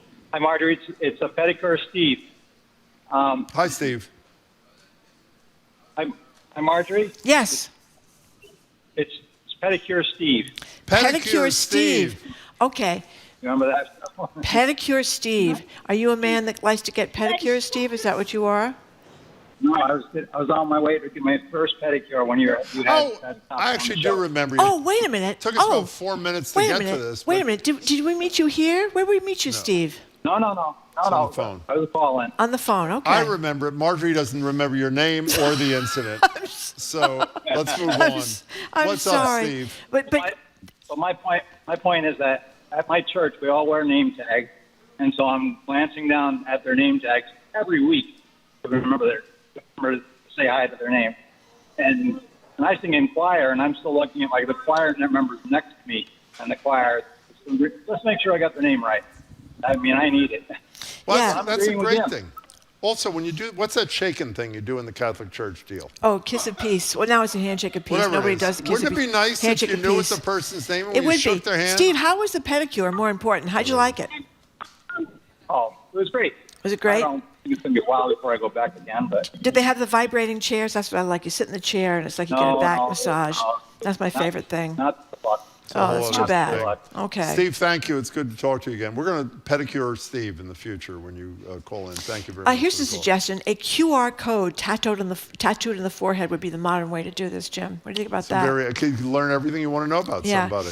And somebody just said they came from a family of 6 kids. Dad always couldn't remember which kid was which kid. So one day we penned our names on our foreheads, and he liked that very much. You know, I mentioned you at the staff meeting this morning. Many years ago, we had on the show a guy whose first name only I remember. His name was Joe. He was a civilian employee of the police department in Boston. He lived in Dorchester. You remember this? He would have name tag weekend in his neighborhood, wherever he lived in Dorchester, where on a particular weekend, everybody, it's sort of a compromise. Everybody wore a name, and it was fine because you could look, because it was an attempt to learn all your neighbors' names, and then you had the odds of remembering it were even greater. Is that okay with you? Yeah, that's a very clever doesn't like idea. it, I can tell. Listen to this. Yeah. When I was a bartender, I would ask a customer what their name was, and whenever they replied, I would say, "Wow, that's my name too." So the next time they'd come in, they'd say, "Hi, Jim," and I would say, "Hi, Jim." I know, but here's Jamie's. Isn't that clever? Here's Jamie's ridiculous suggestion. I've employed a remind me how you spell your name so I get it right method as well, so that way they say their name again and spell it, still can't remember anyone's name. What happens if their name is John? I mean, and they say, remind me how to spell John or Smith or something like that. It doesn't do it. Name tags are the solution. Do you have a final thought before we talk to Edgar? No. Or our YouTube poll. Excuse me, Marjorie. Maybe you want to read that. Nicole is communicating something. Oh, here. okay. Our YouTube poll shows that 78% of people would remember Jim's name because he is so famous. Thank you. I will not be wearing a name tag. Other people will be wearing a name tag. A lot of people do seem to like the idea of name tags because a lot of us have the same problem. Okay, fine. Okay. Edgar, how do you feel about... Is Edgar Hi, there? Edgar. What's the deal? I'm right here, John Madison. Good to be with you. What do you think of the name tag concept? Be honest. I think it's kind of ridiculous, isn't Thank you. it? Like, No, we I think it's appreciate okay. Listen, here's the thing. We are all the center of our own universe, but I don't think it's that bad. It's a little humbling to be reminded that you don't have to be the center of everybody else's universe. They might forget your name. It's okay. Although, Jim, I do think about Jim and Marjorie. I do think about one of our former bosses, who had the great trick. I always thought it was genius. He would come in, whoever you were, hi, guy. How are you, guy? I was like, he calls everybody guy, so that way he doesn't have to worry about getting a name wrong. That's a pretty smart trick as well. Who is that? Well, I don't want to name names. Well, I'll name names because everybody knows who he is, who's a fabulous guy. Speaking of high school quiz show, I've known Billy Costa for only about 80 years. And every single time I see Billy Costa, you know what he says to me? What does he say? Hey, buddy, great to see you. He has no idea who I am. Pal. He has no idea what my name is. I like the idea. Hey, buddy. I like the idea that one day he finds out you're the Jim Browdy he's been listening to on the radio, and he's like, "Oh my God, you're him! I had no idea." Speaking of listening on the radio, what are we going to listen to in a few minutes? Well, I don't know if you've gone to a concert recently, but it's the wild, wild west out there trying to get tickets, especially to high-profile concerts. So we're going to have a big, long talk about what's going on in the ticket market. Why is it so crazy? How did it get so crazy? Phone lines are going to be open. Text lines are going to be open. So we want to hear from people about their experiences trying to get concert tickets. And then we're going to learn about something called sneckdowns. Who? Sneckdowns, Jim. That's sneckdown. Sneck? Like you move, like you move sneck down. from the head to the neck and down? Well, I can't give it away right here, right now. But yeah, we're going to learn about sneckdowns and other things that have to do with urban planning. So I'll give you a little hint there. It has. When are you doing the name tag segment? We're going to do the name tag. We're going to do the name tag segment tomorrow. Tomorrow, good. Yeah, that's good.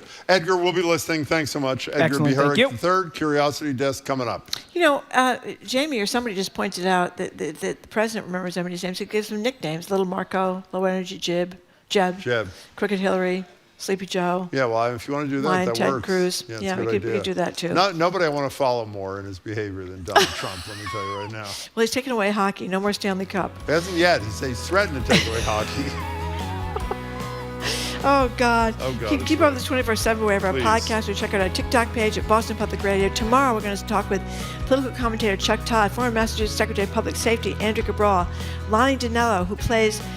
she staved off depression and loneliness with AI companions. This is an incredible story. It's an incredible story. She joins us with the Globe reporter who profiled her story, Dana Gerber. Plus, Everyday Boston's Kara Solomon and Stephen Peanut on the power of unexpected kindness in these very tough times.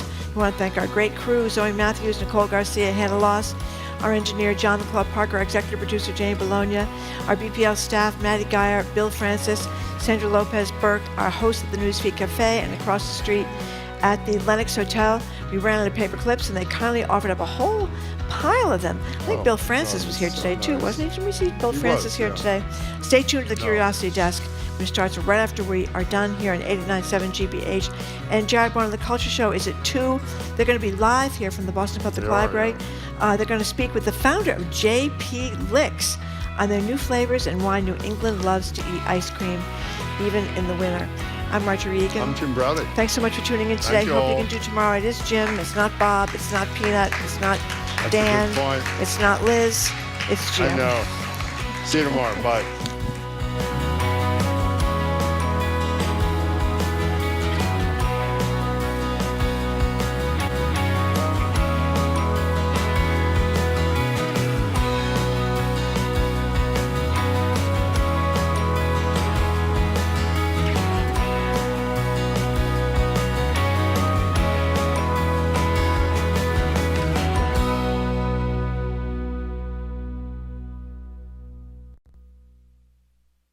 From the stories of centuries past to discoveries that will define our future, How Did We Get Here's how-tos and more. Journey with us down the rabbit hole on the Curiosity Desk. Coming up next on GBH 89.7. Support for GBH comes from you. And Central Square Theater with The Moderate, an inside look at the experience of content moderators by Drama Desk-winning playwright Ken Urban. Through March 1st, centralsquaretheater.org. And Explo, from culinary arts to veterinary science, Explo's summer program helps middle schoolers to find their spark. Day and overnight options at explo.org/summer. Priority deadline February 13th. You're listening to 89.7 WGBH HD1 Boston. Online at gbhnews.org. GBH News. What matters to you? I'm Edgar B. Herrick III. Today on the Curiosity Desk, it's the bane of every concert goer's experience, simply buying the tickets. So, who is to blame for today's dog-eat-dog ticket landscape? We'll explore how the process got so expensive, so convoluted, and how you can be a smarter concert consumer. Yes, we'll open up the phone and text line so you can share your scars and maybe get some help securing your Harry Styles seats. Then GBH News' Gald Sieperman-Lotan joins us with the skinny on 4 things we all ought to know today. Plus, if you don't know the word snack down, you're not alone. New York City's Mayor Zoran Mamdani. A snack down? To be honest with you, I don't know what a snack down is. So what is a snack down? Well, we wouldn't spoil it before the show even really starts. What are we, amateurs? Stick around. It's all ahead this hour on the Curiosity Desk.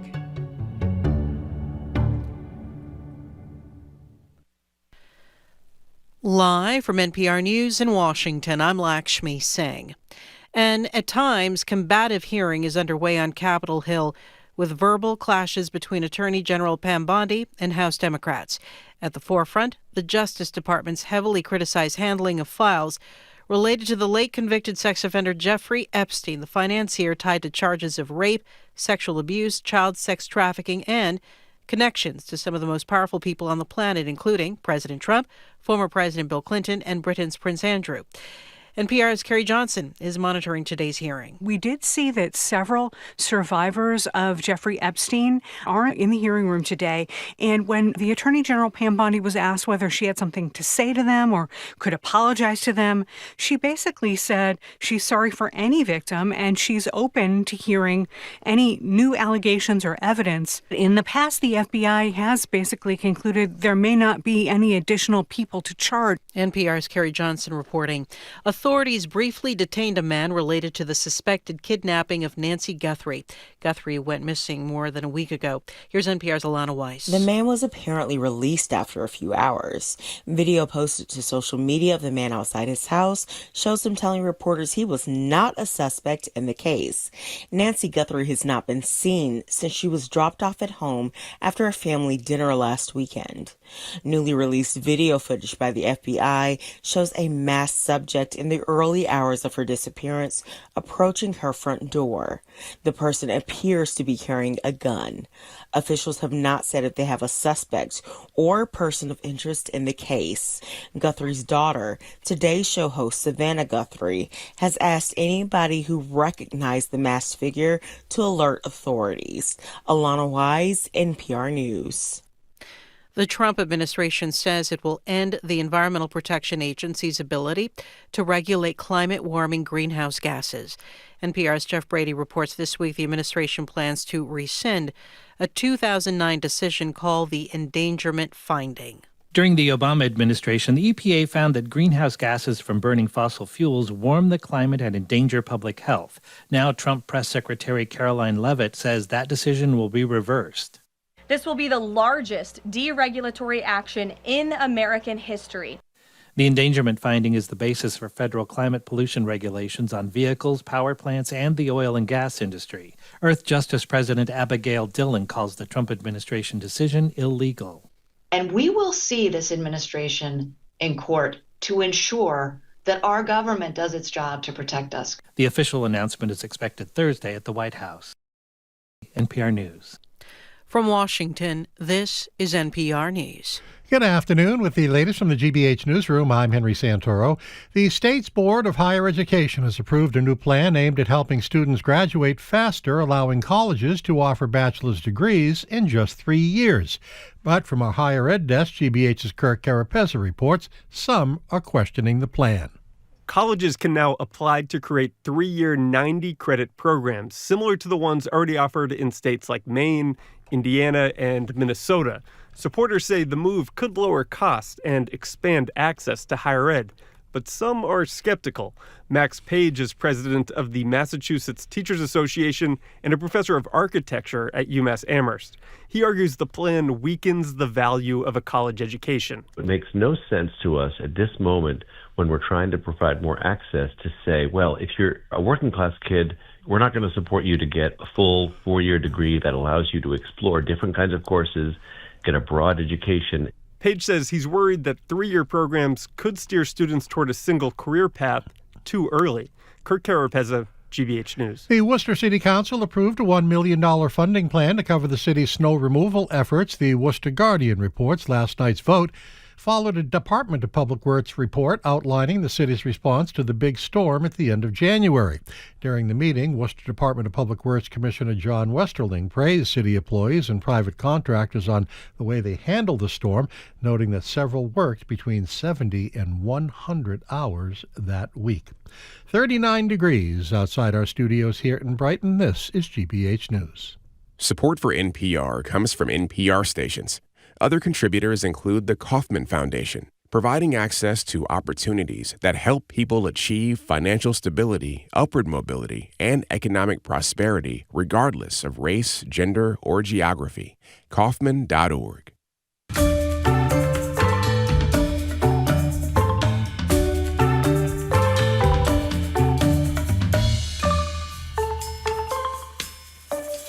You're listening to the Curiosity Desk on GBH. I'm Edgar B. Herwick III. We're streaming live at youtube.com/GBH News.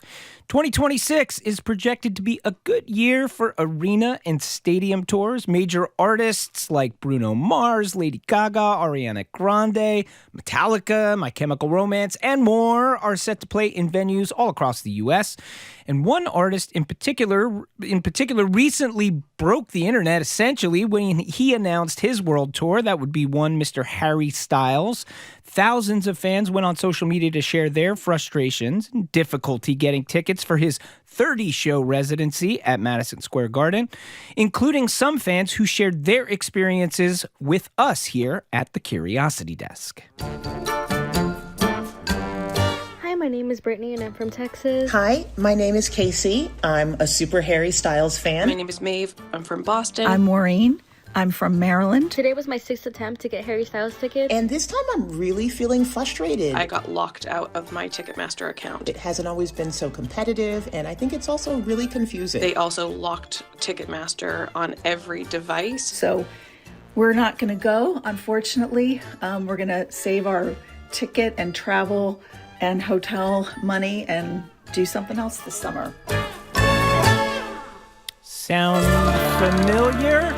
We want to hear from you. Share your horror stories, successes, questions. Call or leave us a text or a voicemail at 877-301-8970. That's 877-301-8970. So why is getting concert tickets such a challenge these days? Here to help us understand that is Andy Cush. He's a musician and co-founder and editor of Hearing Things, a new independent worker-owned music publication. Andy, welcome to the Curiosity Desk. Thanks so much for having me, Edgar. Andy, especially for these bigger concerts, it's like the Hunger Games out there. What is going on? I mean, you know, I want to start with, there are obviously so many facets to this, but I want to start with kind of breaking down a couple of the challenges that I think the average concert goer is facing these days, starting with just the cost. So let's talk about the cost in the beginning. You know, fees is one thing that I think gets a lot of attention, but there's more to it than fees. What's going on with the skyrocketing cost? Yeah. So you're right that there are sort of multiple stages in the process of ticket buying that all kind of hit fans' wallets. The first of which is just the face value price of a ticket. And it's a long, sort of complicated story that gets us to where we are with them being as expensive as they've gotten. But to try to tell it in brief and simple terms, you know, one is that everything is getting more expensive, including the price of producing a concert. The second is that the music industry as a whole kind of underwent this inversion, sort of, when music piracy really decimated the sales of recorded music, and now with music streaming also making it a lot harder for many musicians to make the kind of money that they might have made in a different era of the music industry, has made it so that now live concerts are often the primary source of revenue for musicians, when in the past it was the other way around. The recordings was where you made your money, and concerts were largely put on for the purpose of promoting album sales. Now albums really are more like promotional devices. In that regard, is it that, you know, basically you're fine to break even or maybe even lose a little bit money on a tour because that's just promotion for all of these record sales, whereas now you're saying you can't really break even or lose money on the tour. Yeah, there was a time when you had really, really very successful artists who didn't tour at all because they simply didn't need to make money from live concerts. But yeah, now that's sort of where, which isn't to say that Harry Styles, you know, an artist on that tier, is also surely making plenty of money on recordings. But as you kind of go down the scale, I think it becomes more and more dramatic, where the concert is like really where an artist needs to be making their money in order to have a career. What about this notion, which we see a lot now, which I think is a little bit kind of hard for the average person to get their head around, but I guess you would call it dynamic pricing. So if we look at something like a Harry Styles or some of these bigger names, Lady Gaga, et cetera, it sort of feels like you go on a site, maybe you're waiting in a queue, you're waiting to get tickets, you don't even know what the ticket necessarily is going to cost. And like one person, you know, sees one price, another person seems to see another price. It sort of feels like there is no one single price. They're just kind of all over the map, and it's really hard to understand what it's even going to be. Yeah, no, you're absolutely right. And dynamic pricing is the right word for it. It's essentially, you know, the same thing you encounter when you open a ride-sharing app and try to hail an Uber, where if Uber is collecting data that says there's a lot of demand for a ride in your area, the price goes up. And at times of low demand, you're trying to get a ride in the middle of the night or something, the price goes down. This is like a relatively new phenomenon in the concert ticket industry. And I think just kind of reflects a broader shift in a lot of sort of consumer spaces toward this kind of pricing. It is something that an artist could opt out of because, you know, that's financially beneficial for Ticketmaster, but it's also financially beneficial for the artists too. And we are seeing certain artists saying this is unfair to fans. I don't want to participate in it. You're listening to The Curiosity Desk. We're talking to Andy Cush, a musician, co-founder, and editor of the music publication Hearing Things. We're talking about ticket pricing for, in particular, well-known artists. We're taking your calls at 877-301-8970. We want to hear your experiences. Have you had trouble getting tickets? Have you had some successes? It's like the Hunger Games out there. We're going to go right now to Paul in Waltham, who is a Grateful Dead fan. What do you got for us, Paul? Welcome to the Curiosity Desk. Well, you with us, Paul? We have lost Paul. Paul is gone. Andy, want to talk a little bit about something that in recent years seems to be more and more common, where we now have these sort of special pre-sales, which are adding, it seems like, another hoop to jump through in a lot of these high-profile concerts. Sometimes it's a partnership with, say, a credit card or a bank. It's like if you get this credit card, then you get access to this pre-sale, and you can kind of get on there and get your tickets a little bit earlier. How has that impacted the way this whole thing works? Yeah, I mean, I think you're right that it is another hoop for people to jump through. Personally, I think it's easy to see that there's really no reason that you should have to sign up for a credit card in order to get early concert tickets. So why is it happening? I think it's because it's another way to make money. It's another area to squeeze. But I will say there are also the sorts of pre-sales that are designed, and they're imperfect, but there are pre-sale programs that are designed in the hopes that fans are getting access to concert tickets before professional ticket scalpers are. And that I think is at least an effort in the right direction. And that's the huge automated ticket scalping industry is also another big part of this problem. Yeah, we're going to talk about that in a second. We're speaking with Andy Cush, musician and co-founder and editor of the music publication Hearing Things. We're taking your calls right now. We're talking about the difficulty in getting concert tickets these days. We're talking about the cost of concert tickets these days. Basically, the concert industry right now. Is it frustrating to you? Do you think it's just fine? Are you having no problem seeing who you want to see? We just heard from Michelle in Cranston, who says, there are numerous performers I would love to see live. However, the ridiculously expensive tickets are preventing me from going to shows that I would love to attend. I could afford, I just refuse to pay for overpriced tickets. According to Michelle, no performance is worth $500 to $1,000.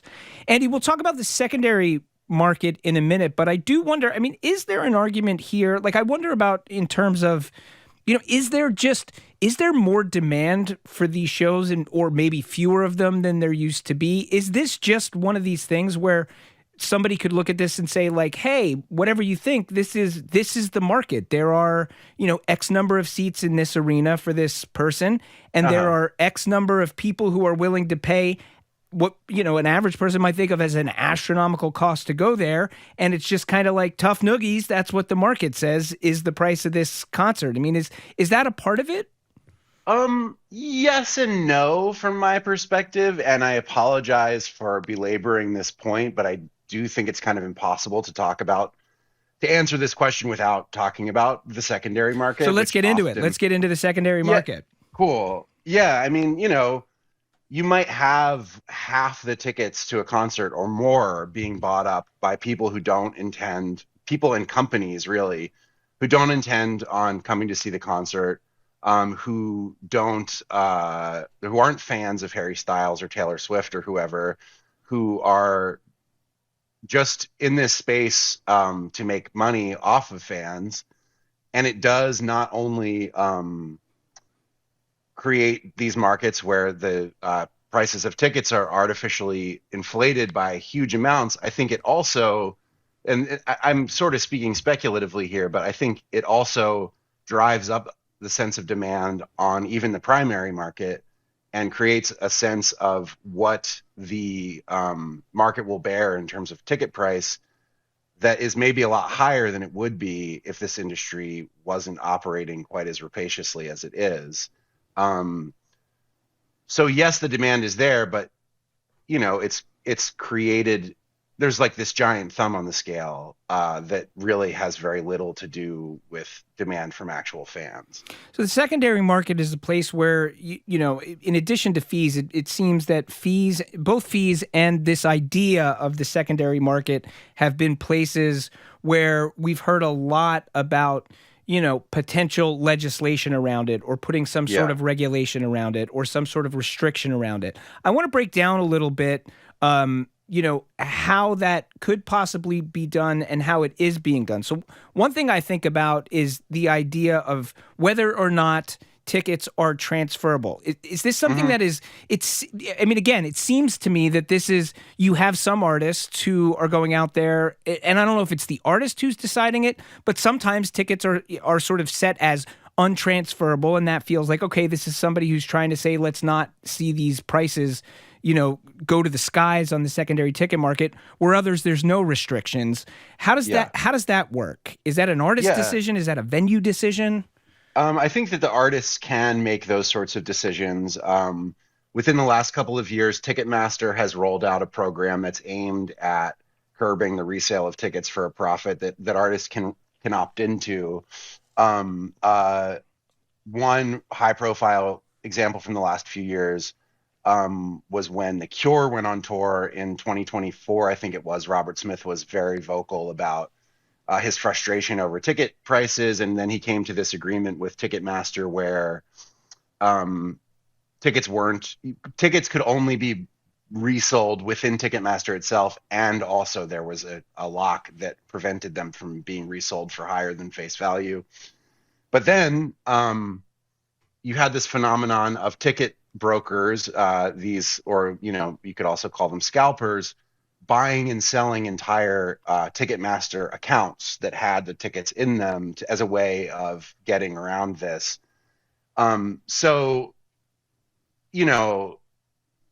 Unfortunately, it seems that the secondary ticket market is very good at finding creative ways. Yeah, it's like a cat and mouse game, right? It's like we're going to change the rules and then they alter the rules. Yeah, it's very interesting. We're talking with Andy Cush, musician, co-founder, editor of the music publication Here and Things. We're talking about the wild ride of trying to secure concert tickets. And speaking of that wild ride, we've got Cindy in New Hampshire who's got a story about potentially a wild ride she went on trying to get Noah Kahan concert tickets. Welcome to the Curiosity Desk, Cindy. Hi, thanks so much for taking my call. My daughter and I'm 70, my daughter is 40, and we're trying to get pre-sale tickets for Noah Kahan, and if you know what's happening with that, it's a really difficult task. But I am totally unfamiliar with anything that you need to do to sign up for pre-sale, and so my daughter had been sending me links because we both wanted to try to double our chances at getting some tickets. So anyway, I managed to goof things up royally. The first night I got linked to an MLB site that made me nervous because I didn't know where I was or what was going to happen. Anyway, so I blew my chance because I had some credit card fraud issues, and it was a sort of a long story. But anyway, it wasn't anybody's fault. It was just my misunderstanding of the process. And so I sent my daughter a text this morning and said, honey, I'm so sorry. I just boomed it up trying to get tickets. And now we have a new expression in our family when baby boomers get overwhelmed by things like ticket purchase. We can say we boomed it up, and we still don't have our tickets. Well, thanks for the story, Cindy. I'm sorry you don't have tickets. Although, in fairness to you, I don't know that that's a boomer problem. I do feel like the process has become so confusing that I think anybody up to and including the youth might get confused. On the Noah Kahan topic, we got a text from Alexis in Burlington, Andy, who noted that we were just talking about the secondary market. They had bought tickets on Vivid Seats, then realized that there is sort of a non-transferable situation with this Noah Kahan thing. They're worried about whether or not they're going to be able to buy their tickets. They feel like they were doing the right thing because Vivid Seats is one of these very well-known, secondary ticket markets. It doesn't, it certainly doesn't feel like you're on Craigslist just, kind of buying tickets from somebody. It feels like it should be legit, but now there's restrictions. I mean, is this a common experience? I mean, it does seem like it's quite confusing to work out, what you can do when. Yeah, absolutely. I think I remember hearing from my own parents trying to buy James Taylor tickets, I think it was, a few years ago. And that sounds like the kind of thing parents would do, buy James Taylor tickets. Similarly ending up, getting sort of bamboozled by the secondary market without even kind of realizing it.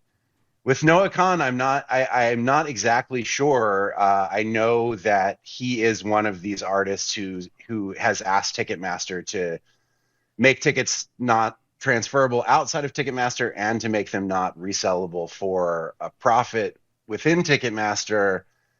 And it's not exactly clear to me how so many Noah Kahan seats end up still listed on StubHub and Vivid Seats and these other places when those regulations are in place. I can offer some guesses, one of which is that there is this fairly widespread practice in the secondary market, which they call speculative ticketing, which is essentially listing what looks like a ticket for sale without actually having the ticket in hand, and then taking a customer's money and then doing their best to secure equivalent tickets to what they had listed, and then refunding the customer if they weren't able to get them. So that might be what's happening on Vivid Seats right now. It also could be an example of the phenomenon I was talking about with a cure, where there's this elaborate workaround of just trafficking in Ticketmaster accounts themselves. But I saw that message and I was doing some reading about similar situations just before coming on. And it seems like in some cases, people who buy tickets on the secondary market, when there are these restrictions in place, by one way or another get their tickets. And in some cases they don't. Hopefully Well, we're holding on hope for Alexis and Noah Khan. You've mentioned Ticketmaster a few times. They're obviously the elephant in the room here. We should mention that we reached out to Ticketmaster for this segment. We did not hear back from them in time. If we do hear back from Ticketmaster, we'll be sure to let you know. Right now, we're going to go to Jane in Concord. Jane, what do you got for us? Welcome to the Curiosity Desk. Hi, I'm not sure I can really add much because you've already been addressing my questions, which is basically, why hasn't technology been better at stopping the scalpers? I go back to the old days when people waited in line to buy tickets, and then you'd see people selling them in front of the venue, maybe for a couple $100 instead of $30, and that would be a lot of money for Bruce Springsteen. But I haven't tried to go to an expensive concert in recent years, so I don't know how all those technologies work. But somehow, with smartphones and computers in everybody's possession, it seems like scalpers should be able to be eliminated. Well, thanks. And then the artists would get the high prices. Yeah, thanks for your question, Jane. I don't know that we've addressed this because I think, a couple years ago there was the big brouhaha with the Taylor Swift situation. And I think one of the things that came out of this was this idea that even though some of these websites, whether it be Ticketmaster or whatever, their policy in theory was to limit the number of tickets a person could buy. It seemed that there was some sort of technology that was being used by secondary ticket market people to be able to skirt that, to get more tickets, either to get them quicker or jump in the queue. Is that happening? Is technology being used by the secondary ticket market, and or is technology an answer to make it work better, Andy? Yeah. It's definitely being used by the secondary ticket market. There was a law put on the books a few years ago called the Bots Act that was aimed at regulating basically the use of tech to get past restrictions in these sorts of like Taylor Swift and Harry Styles type of situations. But there was also a few months ago, late last year, the FTC filed a lawsuit against Ticketmaster, basically alleging that Ticketmaster is fully aware and in some ways even colluding with secondary sellers to bypass these sorts of regulations. Because at the end of the day, for Ticketmaster, whether it's a scalper or a fan who buys a ticket, they're still being paid for the ticket. So there's an argument to be made that Ticketmaster, at the end of the day, isn't really that well incentivized to clean up this problem. And then even within Ticketmaster, if the tickets are being resold within Ticketmaster itself, there's a whole additional layer of fees that Ticketmaster gets to collect on that ticket. So you can think of Ticketmaster and the secondary market as being sort of opposed, but in another way, they're sort of this like symbiotic system. Yeah. We're talking to Andy Cush, a musician, co-founder, editor of the music publication Hearing Things. We're talking about the difficulty in trying to secure tickets these days. When I think about these really high-profile artists, somebody at the level of a Harry Styles or a Taylor Swift, and I think back to the days in the 1990s when Pearl Jam was going after Ticketmaster, why don't some of these artists or more of these artists, or maybe they do, why don't they move outside of the world of Ticketmaster? Why is Ticketmaster, and I don't want to, kind of make this as, it sounds like this is a problem that goes beyond Ticketmaster, but they kind of become at least the scapegoat in some way. Why aren't people just working around Ticketmaster or working with somebody else besides Ticketmaster to sell tickets? Well, so Ticketmaster is part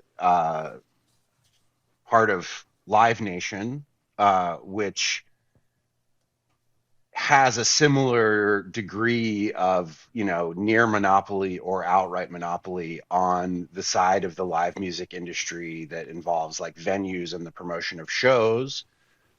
So by trying to bypass Ticketmaster, you're often cutting off your access to some of the biggest and most important venues in the world, which might make your tour a lot more difficult to put on. And then aside from that, there are a few competitor companies that often, like Dice is one of them, that often get used kind of on a smaller scale, but there just aren't that many alternatives. Yeah. We have a comment from Christine in Cranston, speaking of DICE, who said that they were frustrated that the Newport Folk Fest instituted a members-only subscription system for easier access to tickets. She doesn't have that access. Feels like it's pay to play. Tickets went on sale via the DICE app. Christine was right there at 1 o'clock and immediately put on the wait list. So again, a frustration there.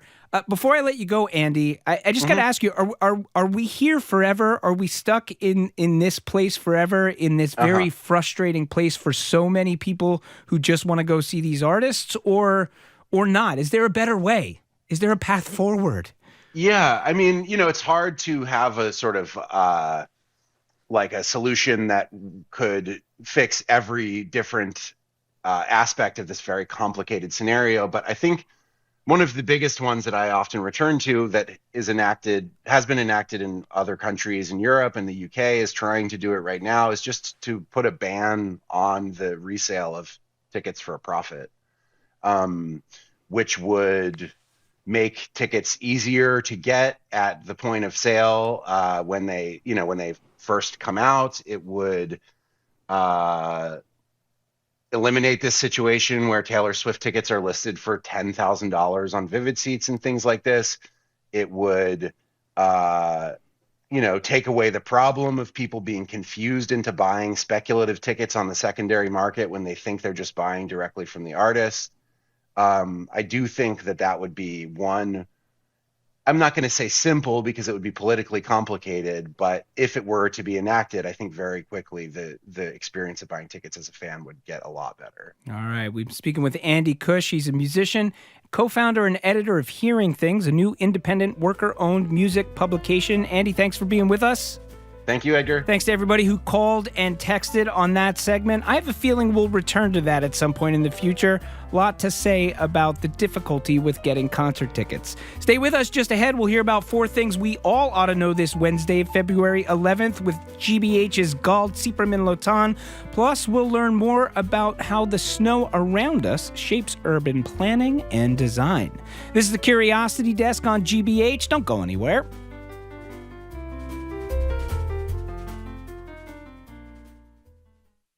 I'm Soraya Wintersmith. Today on GBH's All Things Considered, Governor Healy is testifying before Beacon Hill lawmakers on her budget proposal for the new fiscal year.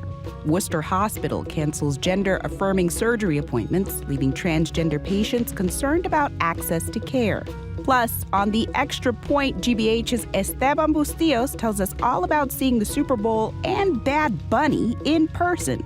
Those stories and all the day's news starting at 4 on GBH's All Things Considered. Support for our programs comes from you. And Boston College, with its year-long in-person fellowship, Boston College Companions. Accomplished professionals can reflect together, explore new directions, and consider the next step on their journey. More at bc.edu/nextchapter. And Rockland Trust Bank, committed to helping individuals and local businesses work towards their financial goals by providing financial advice and resources. More at rocklandtrust.com. Rockland Trust Bank, where each relationship matters. Member FDIC.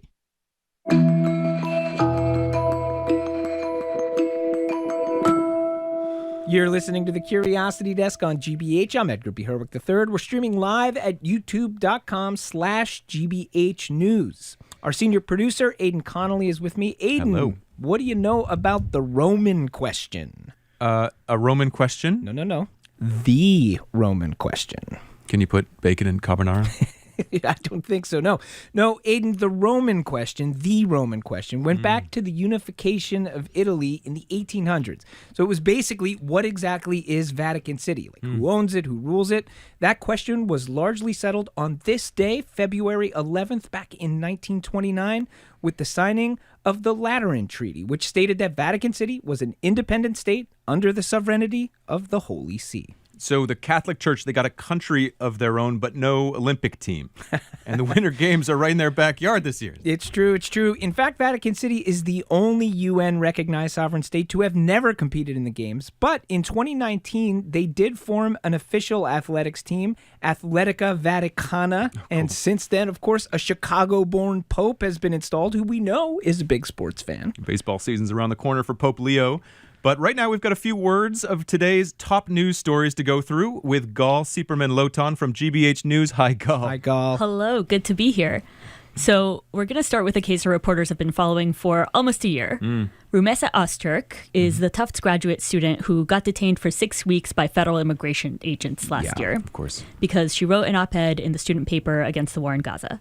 So the federal government spent months trying to deport Öztürk, and the new update is that a judge in immigration court threw out the deportation case against her. Here's what lawyer Masa Kanbabi told GBH's Sarah Betancourt. The immigration judge found that the government didn't prove its case. It didn't prove that her visa was revoked properly. It said that she's still here in lawful student status. A court ruled that she's here in lawful student status, and therefore she is not deportable. So the federal government can appeal the decision, and our newsroom will keep following. So we'll be keeping our eyes on that. What else, Gal? So there's going to be a new face leading the state's education policy soon. Education Secretary Patrick Tutwiler is leaving his job at the end of the week to work for a nonprofit in Needham that runs special education programs, a school, and residential services. Taking his place is Stephen Zreich. Now, Zreich has spent the last 6 years as superintendent of Salem's public schools. He's also worked in Holyoke, Wakefield, Boston, and Chicago. He certainly got his work ahead of him. Gal, what else you got on your list? So let me take you back to the 2024 election when State Auditor Diana DiZoglio was advocating for a ballot question to give her office the power to audit the state's legislature. Oh, right. This is that long-running argument that has two parts of the government pitted against each other. Exactly. So more than 70% of voters that year agreed that the state auditor should audit the legislature. But after more than a year, there's been no movement toward an actual audit. Leaders in the state legislature say they're against it because if the executive branch audits the legislative branch, that goes against the state's separation of powers. Now, State Auditor DiZoglio is officially suing House Speaker Ron Mariano, Senate President Karen Spilka, and the House and Senate clerks. Wow. Here's what she said yesterday. The Supreme Judicial Court has an opportunity to get it right, stand with the people, and increase trust and faith in our state government, including in the courts themselves.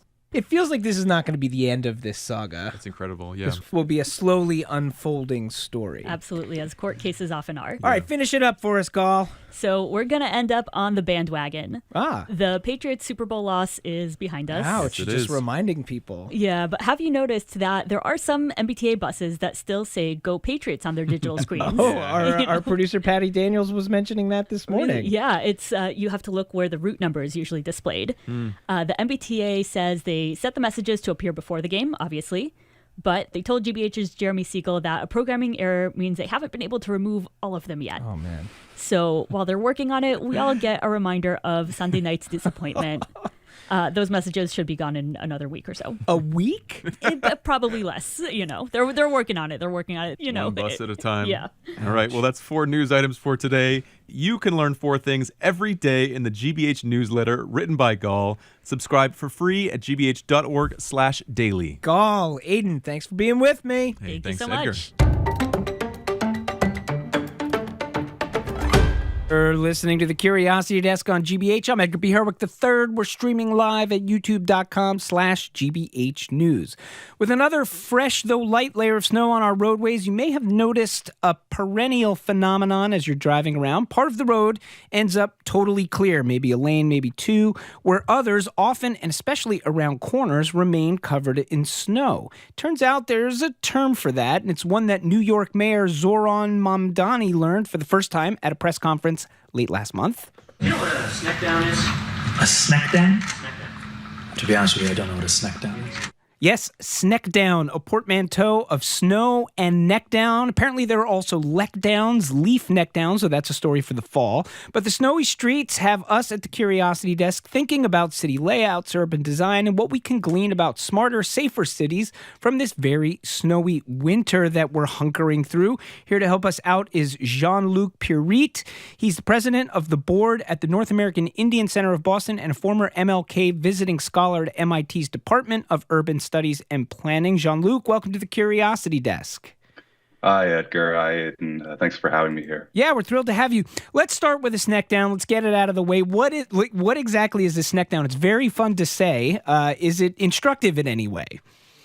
It is, and what I see through snack downs is sort of like this interplay between what's happening with our nature, the snowfall.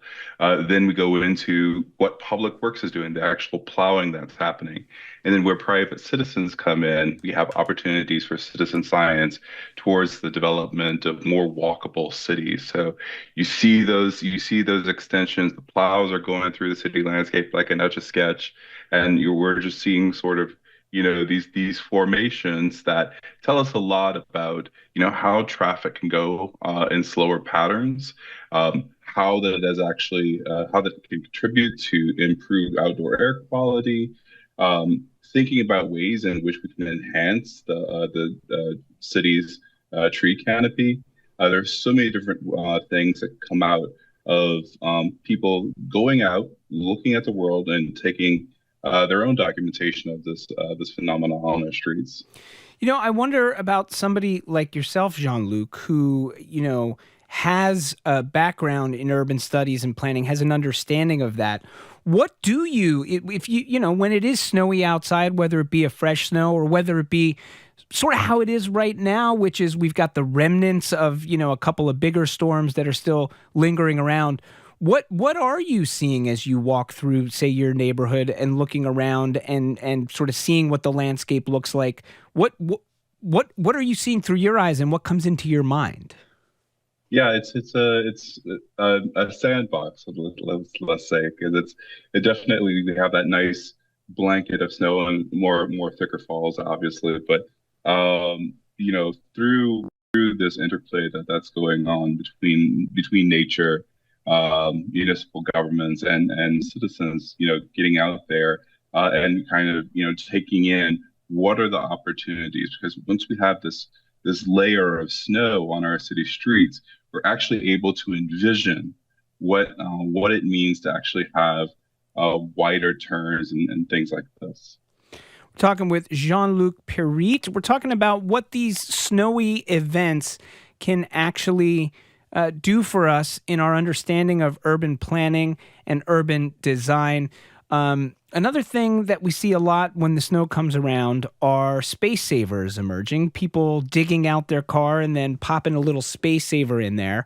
And I wonder when we think about, public spaces, when we think about something like space savers, I think we focus a lot on this, should we do it? Should we not? Is it legal? Is it not? You have a little bit of a different take when you look at the space savers. Yeah, being part of the urban indigenous community, I think that a lot of what how we interact and build relationality with the outdoor environment is by kind of just adaptation. And we're thinking about these space savers. It could be rooted in the history of the blizzard of 48 years ago this year, but it's something that as the people change, the tradition kind of stays the same. So there is tolerance of space savers across the city, except for Bay Village and the South End. But what these space savers do is that there is another role for the private citizen to be out there contributing to the cleanliness of the street after snowfall. Of course, we have the snowfall, we have the plows. Those drifts pile up on cars, and so it actually takes hours of a citizen's time. Oh, I know. Jean-Luc, you don't got to tell me that it takes hours to clear the car out. I know. Right. So even though it's a folding chair, even though it's a piece of trash or whatever, space savers could be anything, right? But they embody the value of that work that you put into it. So that tolerance of 48 hours by the city of Boston is well earned by the private citizen. It's such a poetic way to think about it, which certainly I had never had before. The idea that it is something of a, like a talisman or like an avatar of somebody's labor, sort of sitting there in this object, in this like upcycled object. It's almost like an art installation in a way. Yeah, and some people will take advantage of the situation, leave something out that they don't mind getting thrown away. But at least for those 48 hours, that upcycling that you're speaking about. That's the critical piece of it. Here in Boston in February, we often have snow. You are from Louisiana originally, and in February in Louisiana, you have Mardi Gras. And, you have an interesting take on, as we're thinking about something like, space savers as a way of demarcating space and claiming public space.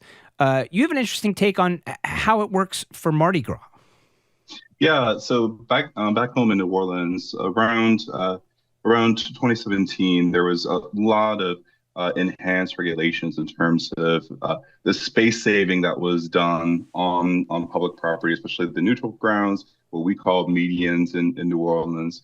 But these are ways in which the citizens are going out there into the public space and kind of saying, okay, well, this square, this patch of land, I am going to spray paint and I am going to rope off a section so my family has a good spot to see the parade.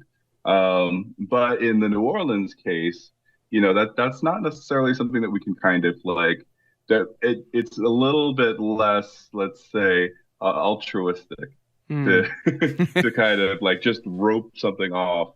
So it's been deemed as like it has been deemed illegal for people to go out and deface the land, and that is in contrast. Coming back to Boston, we're thinking about work. We're thinking about like what citizens are doing to actually enhance public spaces. So there's definitely some big contrasts that are there. But you were talking about all those different types of neck downs. Yeah. The plastic beads on New Orleans streets are their own neck downs when the city cleaners come. So, we're trying to dig out of many messes, plastic waste, snowfall, all sorts of extreme events. But there are many different ways in which private citizens can take the opportunity for citizen science to improve their neighborhoods. We're talking with Jean-Luc Pierite.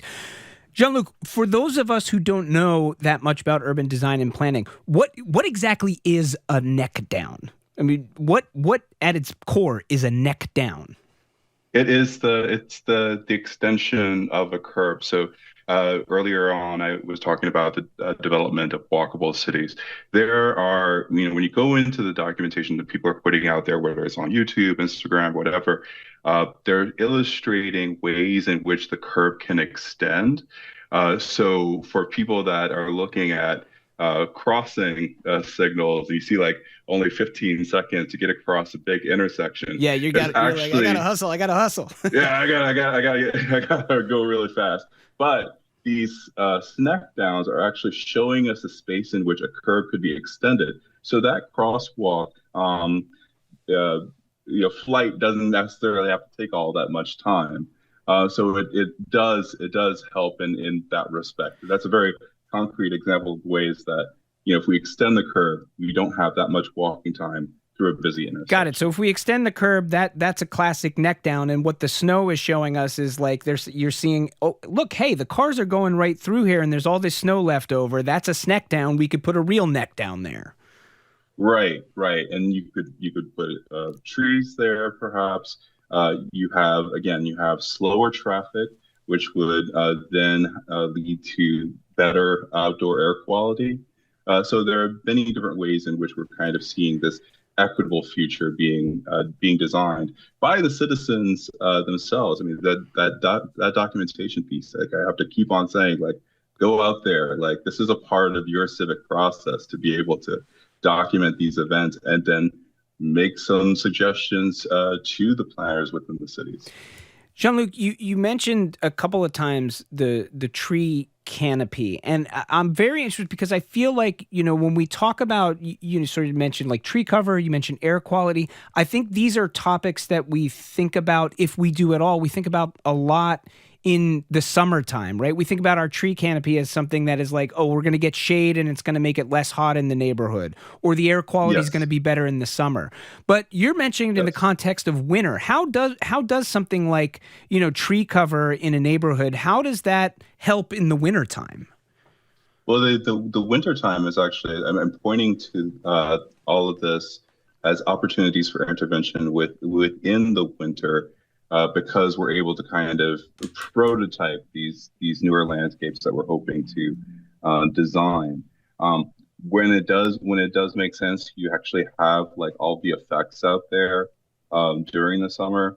Great, but in the winter is also a good time for us to kind of take these phenomena and reimagine our landscape. Okay, so empower me. If I've been hearing this conversation and I'm feeling like I'm going to do my duty as a citizen, show me what are the eyes that I need to have in my head as I walk my neighborhood to see what the winter is revealing to me about how my neighborhood could be more walkable, could work better. What should I be looking for? I would say look at the patterns, look at the ways in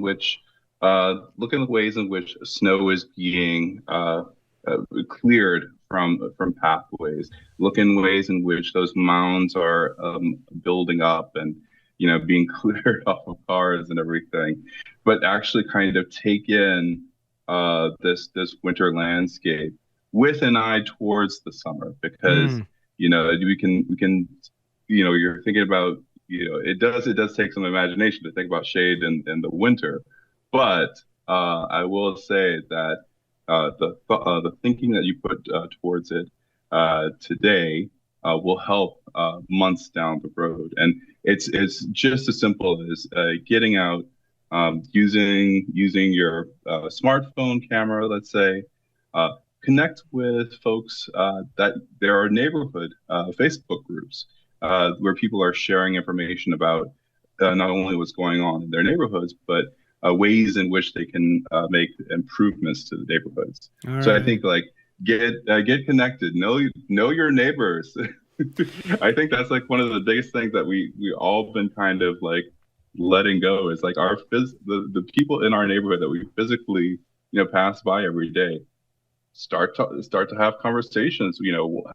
How many not anything like personal or anything like that, but just so that you understand like who it is that you're living next to and how you can co-create that future together. Know your neighbor. Good advice in the winter or the summer. We've been speaking with Jean-Luc Perrit. He's the president of the board at the North American Indian Center of Boston and former MLK visiting scholar at MIT's Department of Urban Studies and Planning. Jean-Luc, thanks for being with us on the Curiosity Desk. Thank you all. Coming up, speaking of snow, what's a snowflake got to do with popcorn? Stay with us and you'll find out. You're listening to the Curiosity Desk on GBH 89.7 and live streaming at youtube.com/GBH News. Support for GBH comes from you. And Bonsai Bar, hosting pop-up beginner bonsai workshops at breweries across New England. Hands-on classes provide guidance in the basics of bonsai design and care in a group setting. More at bonsaibar.com. And Pine Island Camp, committed to fostering independence and a strong sense of community. This Rustic Boy summer camp located in central Maine is simple, unplugged, and rooted in nature. Learn more at pineisland.org.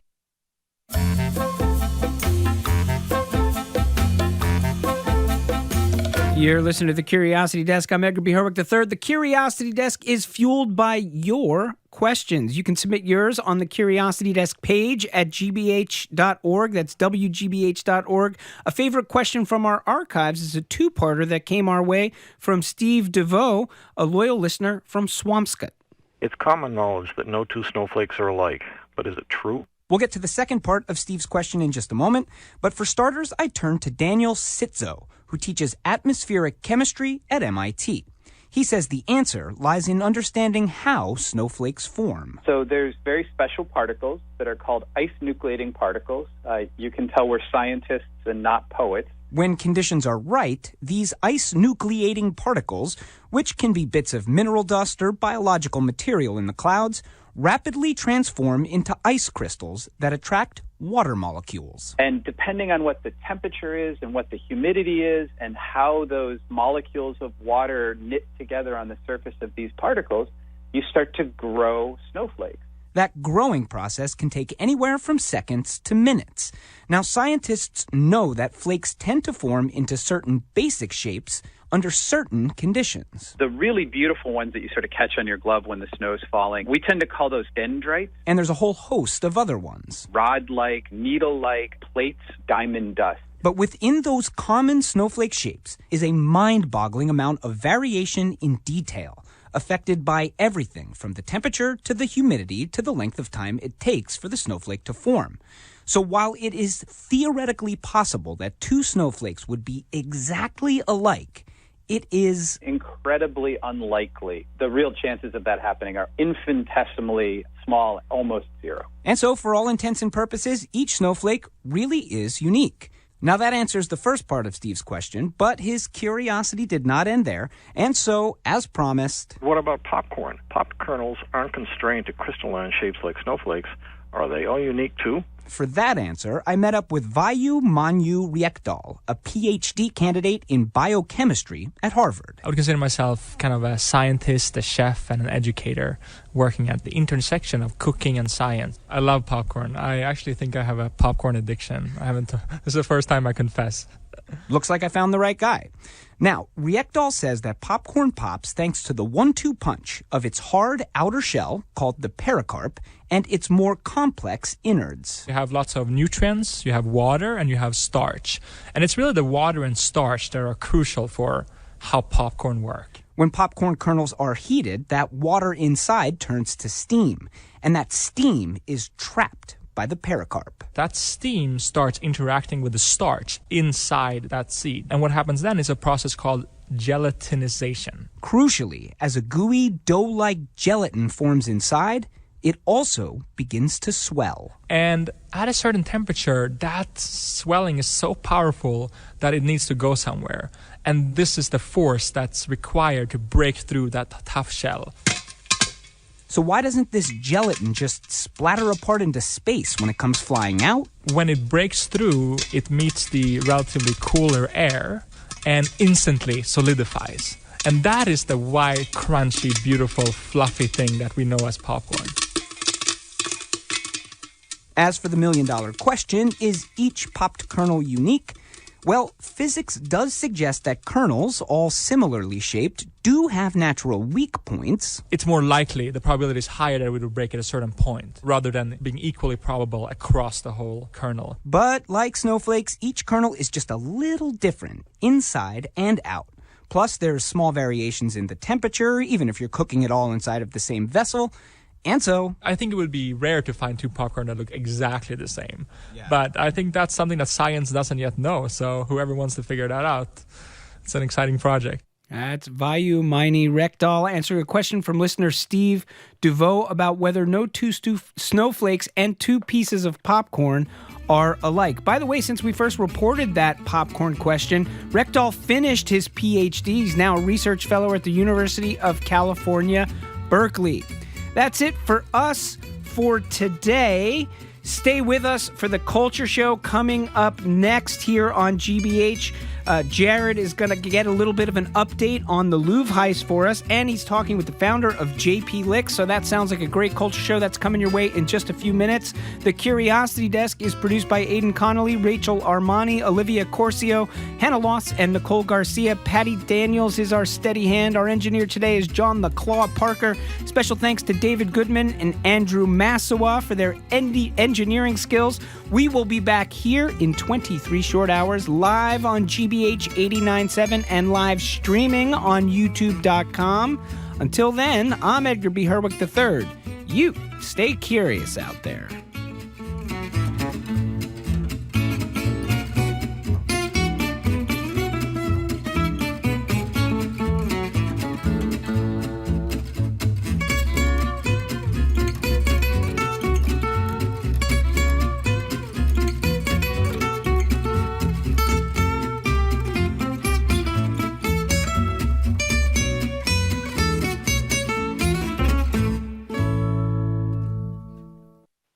What's trending?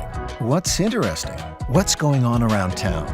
We're talking all things arts and culture on The Culture Show, next on GBH 89.7. Funding for our programs comes from you. And Concord Park, a Volunteers of America senior community in Concord, offering wellness care and support services to help seniors age in place, including a Compass Memory Support Neighborhood. ConcordPark.org/care. In a 5-part series narrated by Sir David Attenborough, follow animal parents as they balance risk and reward to raise their young. Watch the second episode of Nature, Parenthood, tonight at 8 on GBH2. You're listening to 89.7 WGBH HD1 Boston.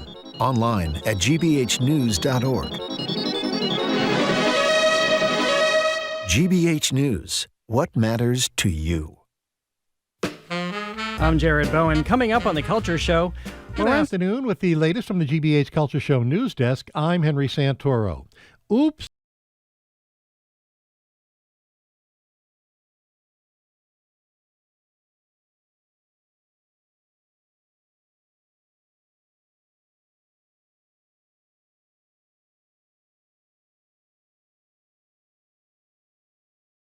Catalog to publisher Primary Wave. It's a privately held music publishing and talent management agency.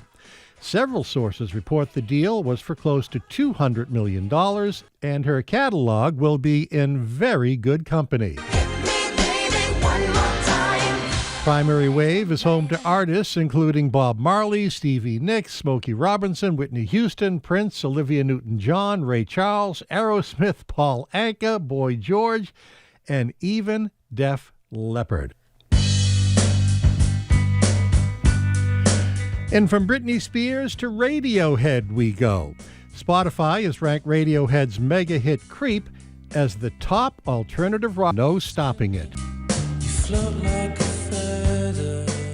Creep now holds over 2 billion Spotify streams and is on so many best of lists that it's head and shoulders above tens of thousands of other alternative hits, including Nirvana's Smells Like Teen Spirit, which came in at number 3. But Creep has it all. It's like a crazy reverb, it's got grunge-like attitude, and even enough finesse to make it an alt-rock anthem that continues to provide a voice to the misunderstood. In 2019, Radiohead were officially inducted into the Rock and Roll Hall of Fame, cementing their undying legacy as alt-rock heroes. That's this edition of the GBH News Weekly Wednesday Afternoon Culture Cast. I'm Henry Santoro. Next up, The Culture Show with my friend and yours, Jared Bowen, live at the Boston Public Library. I'm Jared Bowen. Coming up on The Culture Show, Laurence Descartes was Emmanuel Macron's hand-picked director of the Louvre, and for a moment she looked untouchable. Glittering galas, celebrities, the museum as runway. Then came the chaos. A nearly incomprehensible jewel heist, and a cascade of crises that bruised the Louvre's reputation and put her job on the line. Journalist Elaine Sciolino unpacks the power struggle inside the world's biggest museum. Plus, in New England, ice cream doesn't have an off-season. At J.P. Lick's, winter means new flavors, a full espresso bar for cold days, and a few hometown traditions that keep the stores humming, from Girl Scout cookie collaborations to the annual Rosie's Place sock drive. Founder Vince Petrick joins us to talk scoops, sips, and serving up some community spirit. And from Maine to North Carolina, Henry David Thoreau's tiny Walden cabin is getting a second life. Rebuilt, copied, and reimagined for a new century. Mahesh Das joins us to explore why people are turning back to simple structures in complicated times, and what a 19th century idea still teaches architects today. That's all right now on The Culture Show. The Culture Show is made possible in part by a generous contribution from the Fiducia Fund, proud to support this station's arts and culture programming. I'm Jared Bowen. This is The Culture Show, live on 89.7 from the Boston Public Library studio and streaming on the GBH News YouTube channel. Last March, the Louvre Museum was a testament to triumph, a Paris Fashion Week fundraising gala, celebrity visits, and massive attendance, all amid a sweeping plan for the museum's future called New Renaissance. At the center of it all was Laurence Descartes, the director personally chosen by President Emmanuel Macron to lead the world's most renowned and popular museum. museum.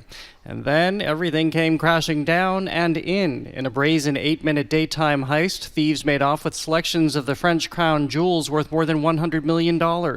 Then news of a damning government audit warning the Louvre had no master plan for security. Add to that subsequent strikes, water leaks, and a political fight over whether the director should keep her job. Journalist Elaine Cholino has been reporting on the fiasco. She's the former Paris bureau chief for the New York Times and a best-selling author. Her latest book is Adventures in the Louvre, How to Fall in Love with the World's Greatest Museum, which is out in paperback in just a couple of weeks on March 3rd. Elaine, welcome back to The Culture Show. It's great to see you again. Thank you so much, Jared. And I'm going to be in Boston soon, so maybe I'll get to meet you in person. We would love to. I'd love to talk to you in person on the show if I can't get to Paris to speak with you first there. You can come to Paris anytime. I look forward to that. Well, we'll get to why you're in Boston, but I'll take you to the Louvre. Excellent. Well, speaking of the Louvre, can you catch us up on the latest about the theft? We know that there have been arrests, but really no recovery of the jewels outside of what they dropped behind. Yes. Well, they arrested 5 guys, and they haven't found the jewels. And now there's a plan to restore the one of the crowns that was dropped by the thieves, and it's all been sort of smushed, and pictures have been released with it. It kind of looks like a deflated balloon. Yeah. And the first estimates is that it will cost at least 40 million euros, or about at least $47 million, $47,000, sorry, to fix it up and make it like it was. So how is it possible that we talked about this prior, but how is it possible that with 5 arrests that there is still no tracing where these jewels went and what happened to them after the theft? You know, I used to cover terrorism, and it's the same MO. You have big shots who hire little people, and these guys were just what we call petit voyous, little criminals, who probably didn't even know who the big guys were, who they turned the jewels over to. And it could have been an international kind of emporium, or gang, or mafia, and the Louvre is convinced, and the president of France is convinced, and he said it publicly, we'll get them back, but in our dreams. Well, yeah, because exactly, I think there was so much speculation that seems very plausible that these were stolen so that everything could be broken up and then gotten out of the country pretty easily. 100%. Yep, they can all be broken down and sold piecemeal. Well, as we start to talk about what we're learning now about security in the museum, this also comes on the heels of us seeing not too long ago the first video that was released of the heist, which was pretty stunning to realize the amount of time they had there, the force with which they entered and broke into those cases, but just I kept fixating on the fact that they had so much time alone in the gallery. Not that we expect poorly salaried security employees to tackle them, but they had easy access.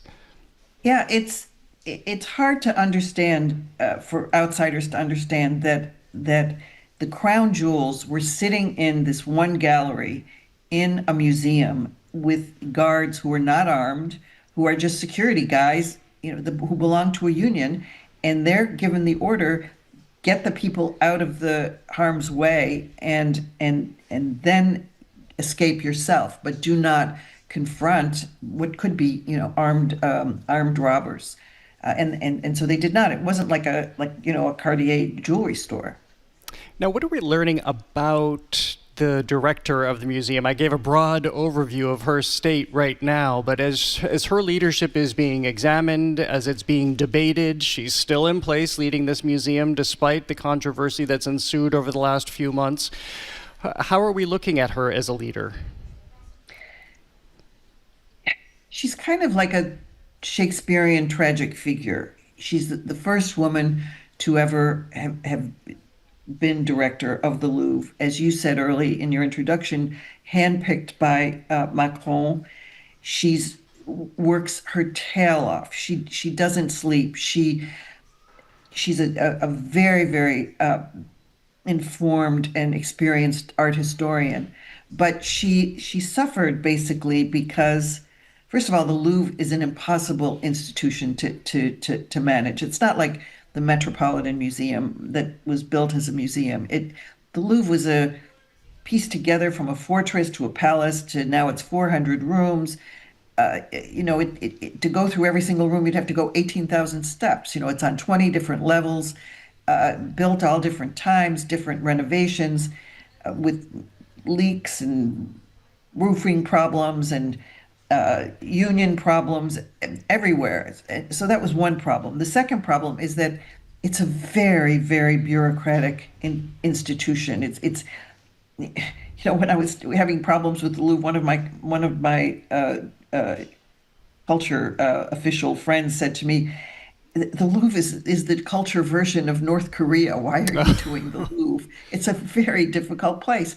And then you've got Laurence Descartes, who is very complicated, very competent, but very, very serious. And she's gotten a bum rap because everybody says Laurence Descartes doesn't say bonjour to people in the morning, which you have to do, because she's so focused on solving all the problems that she doesn't take joy in the sort of partage or the sharing of, meeting the receptionist or the security guard, and she doesn't schmooze. She once told me in an interview, I'm not the kind of person who goes to parties or goes out at night. I just work very hard, and I think her personality has hurt her. Well, what is the expectation now for her leadership and what she's supposed to do with the Louvre in the immediate future? Because it is quite striking, or at least it would be in this country, that after these gallery closures, after leaks, after strikes, I'll ask you more about those too, after the heist, normally I would venture to say in the U.S. somebody like that would be fired pretty quickly or just quietly exit out the back door to make room for somebody else. But because she's still in place, because she hasn't been forced to resign, what are they expecting she will do to begin to turn the Louvre around? Good question. I don't even think she knows the answer to that question, Jared. I think what we're in a sort of limbo waiting period. The day of the heist, she offered to her immediate boss, who's the culture minister of France, to resign. The culture minister refused, and the culture minister, Rachida Dati, backed her. But Rachida Dati is a political animal. She's running to become mayor of Paris, and she looks at Laurence Descartes as a liability. So she tried to place someone, another cultural bureaucrat, in kind of like an overseeing role over Laurence Descartes. All of a sudden, this person doesn't come, his job is frozen. Macron, the president, says nothing, and Laurence Descartes continues every day to work, facing these crazy strikes by union workers who can really paralyze the museum. So she's dogged, she's working, and she's waiting. And come the fall, Macron will have to make the decision about whether he gives her another 5 years or if he replaces her. I'm speaking with Elaine Cholino, the former Paris bureau chief for the New York Times, also the author of the best-selling book Adventures in the Louvre, How to Fall in Love with the World's Greatest Museum, which is out in paperback on March 3rd. We hear so many bad things about the Louvre right now, the massive attendance. We know the tax that's been put on international visitors just to try to bring further income in and maybe desaturate museum attendance because it's so tough to navigate. We hear about the leaks that are happening in the museum and other gallery closures. Is it that bad to experience right now, or is this we're just highlighting the norms? Yeah, it's a dreadful place. Look, it's like Logan Airport on the Wednesday before Thanksgiving. You want to get to Thanksgiving, so you're going to have to grin and bear it and go through it. You want to see the Mona Lisa and the Venus de Milo and be in the Louvre. You're going to have to put up with, it's like going into a war zone. And you've got to be ready for it. And if you're ready for it, the payoff will be wonderful. Well, what does France do now? I guess I've asked this a couple of different ways, and as you pointed out, nobody seems to know the answer. But I know we talked about this last time, too, seeing what they did with Notre Dame and how that was rebuilt. Granted, they had to start from a very specific place. But it almost, to keep the Boston analogy going, it almost reminds me of what we did with the MBTA here in Boston when it got to such a crisis point because the service was so bad that a new leader was brought in and a lot of money was found to fund this. It feels like something similar needs to happen in France. And can it? Well, you've hit the nail on the head, Jared, because it's all about money. And Notre Dame was able to get the money. And once they got that money, they could do anything. I mean, the Louvre is not Notre Dame. The Louvre is a much more complicated, much, much bigger place. And it doesn't have the same feeling and religious fervor around the world. You know, people all around the world cried when Notre Dame went up in flames. And ordinary people donated money to restore it to its glory. But it was magical that it was able to be restored in a beautiful, beautiful way. You should come and see it if you haven't already. I know the last time I was there, it was the reconstruction was still underway. Well, let's move out of Paris for a moment, because you recently wrote a piece that I think people would really, really enjoy to get away from that Logan Airport on the Wednesday before Thanksgiving feeling, and that is a city about 70 minutes north of Paris where people can experience the Louvre, but in a different form. Tell us about this city. Oh, well, I wrote, I actually, when the Louvre was on strike, I wrote something funny saying, so the Louvre is on strike, just head, to the Gare du Nord, which is one of the railway stations, and take a 70-minute train ride up to the town of Lens, and go to a mini Louvre in the city of Lens, which is a former coal mining capital, and it can be cold, it can be dreary, it can be dark, but you can see some of the great works of art of the Louvre for free. And it was really funny. And then what I did is I put a picture of myself on Instagram with eating French fries and drinking a local beer at the place in Lens that's supposed to serve the best French fries in the world, and 75,000 people looked at this. So then the city of Lens, they did a TV show about the New York Times is coming to Lens. So suddenly, go to Lens, it's great, and go to the Louvre-Lens, it's a great museum. What was that born of? It reminds us of Guggenheim Bilbao and putting museums in places where you wouldn't expect them, but certainly opens up access. It was under Jacques Chirac when he was president and Henri Loiret when he was the head of the Louvre. They decided to build sort of an annex of the Louvre somewhere in France. And they looked and they said, do we want to build it in Provence? And they said, no, Provence, it's rich people, it's the South, there's lots of museums there. Let's find a place in France that really needs us. And so they put it in the middle of a really poor city with a lot of unemployment. And it's an amazing jewel. And I think it's one of the best day trips you can take from Paris. Well, that's a great recommendation. Well, before we end, tell us why you're going to be in Boston very shortly. Well, I love Boston, and the French Library, which is an absolutely wonderful place, and the people there are great, have invited me back to give a talk, and so I'm coming in the beginning of April, and I'll pretend I'm a New Englander. It'll be fun. Well, we will look forward to having you here, and hopefully we can work it out to have you on the show so we can finally meet in person. I'd love that, and you can give us all the latest updates. It's great to see you. Well, it's great to be with you again, Jared. And if not Boston, then we'll see each other in Paris. Yeah, I count on that. Thank you so much. Elaine Sciolino is the former Paris bureau chief for the New York Times and best-selling author. Her latest book, Adventures in the Louvre, How to Fall in Love with the World's Greatest Museum, is out in paperback on March 3rd. Again, thank you. And of course, the French Library event is happening in April. Well, coming up, good news for all you cone heads. Vince Petrick of JP Licks is here to talk about how they're keeping their flavors fresh this February with new ice cream creations, including tapping into that Girl Scout cookie thin mint magic. He's next on The Culture Show. Stay with us. The Culture Show is made possible in part by a generous contribution from the Fiducia Fund, proud to support this station's arts and culture programming.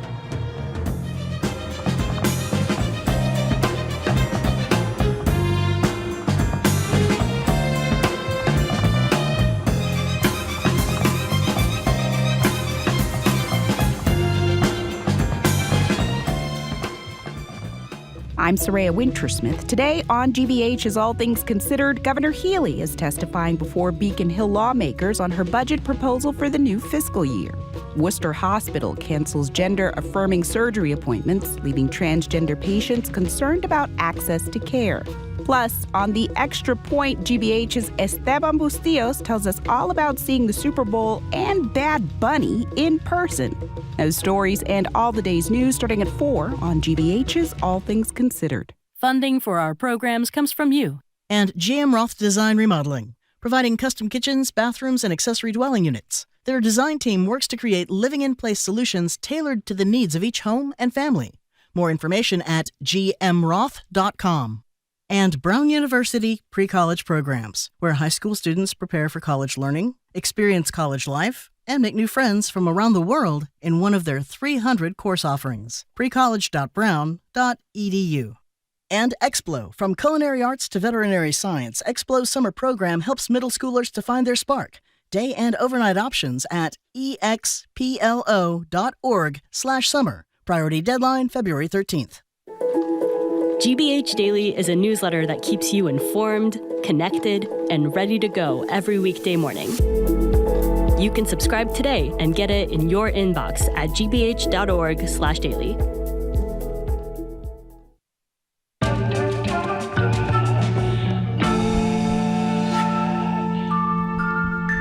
I'm Jared Bowen. This is The Culture Show, live on 89.7 from our studio at the Boston Public Library and streaming on the GBH News YouTube channel. Nationally, ice cream is a summer business. Sales spike when the temperature does, but we hardy New Englanders still savor a scoop even when it's sub-zero. JP Licks is meeting that demand. This month they're introducing a new flavor, strawberry cookies and cream, and they're taking a fan favorite out of the deep freeze with the return of infused white chocolate chunk. JP Licks also keeps a standing set of community commitments. The company buys cookies directly from the Girl Scouts, and it makes it to make it seasonal cookie flavors, and it runs an annual sock drive for Rosie's Place. If you drop off a new pair of socks at any location, you'll receive a discount on your next visit. Founder Vince Pedrick joins us to talk about it all. Welcome back to The Culture Show. It's great to have you. It's wonderful to be back.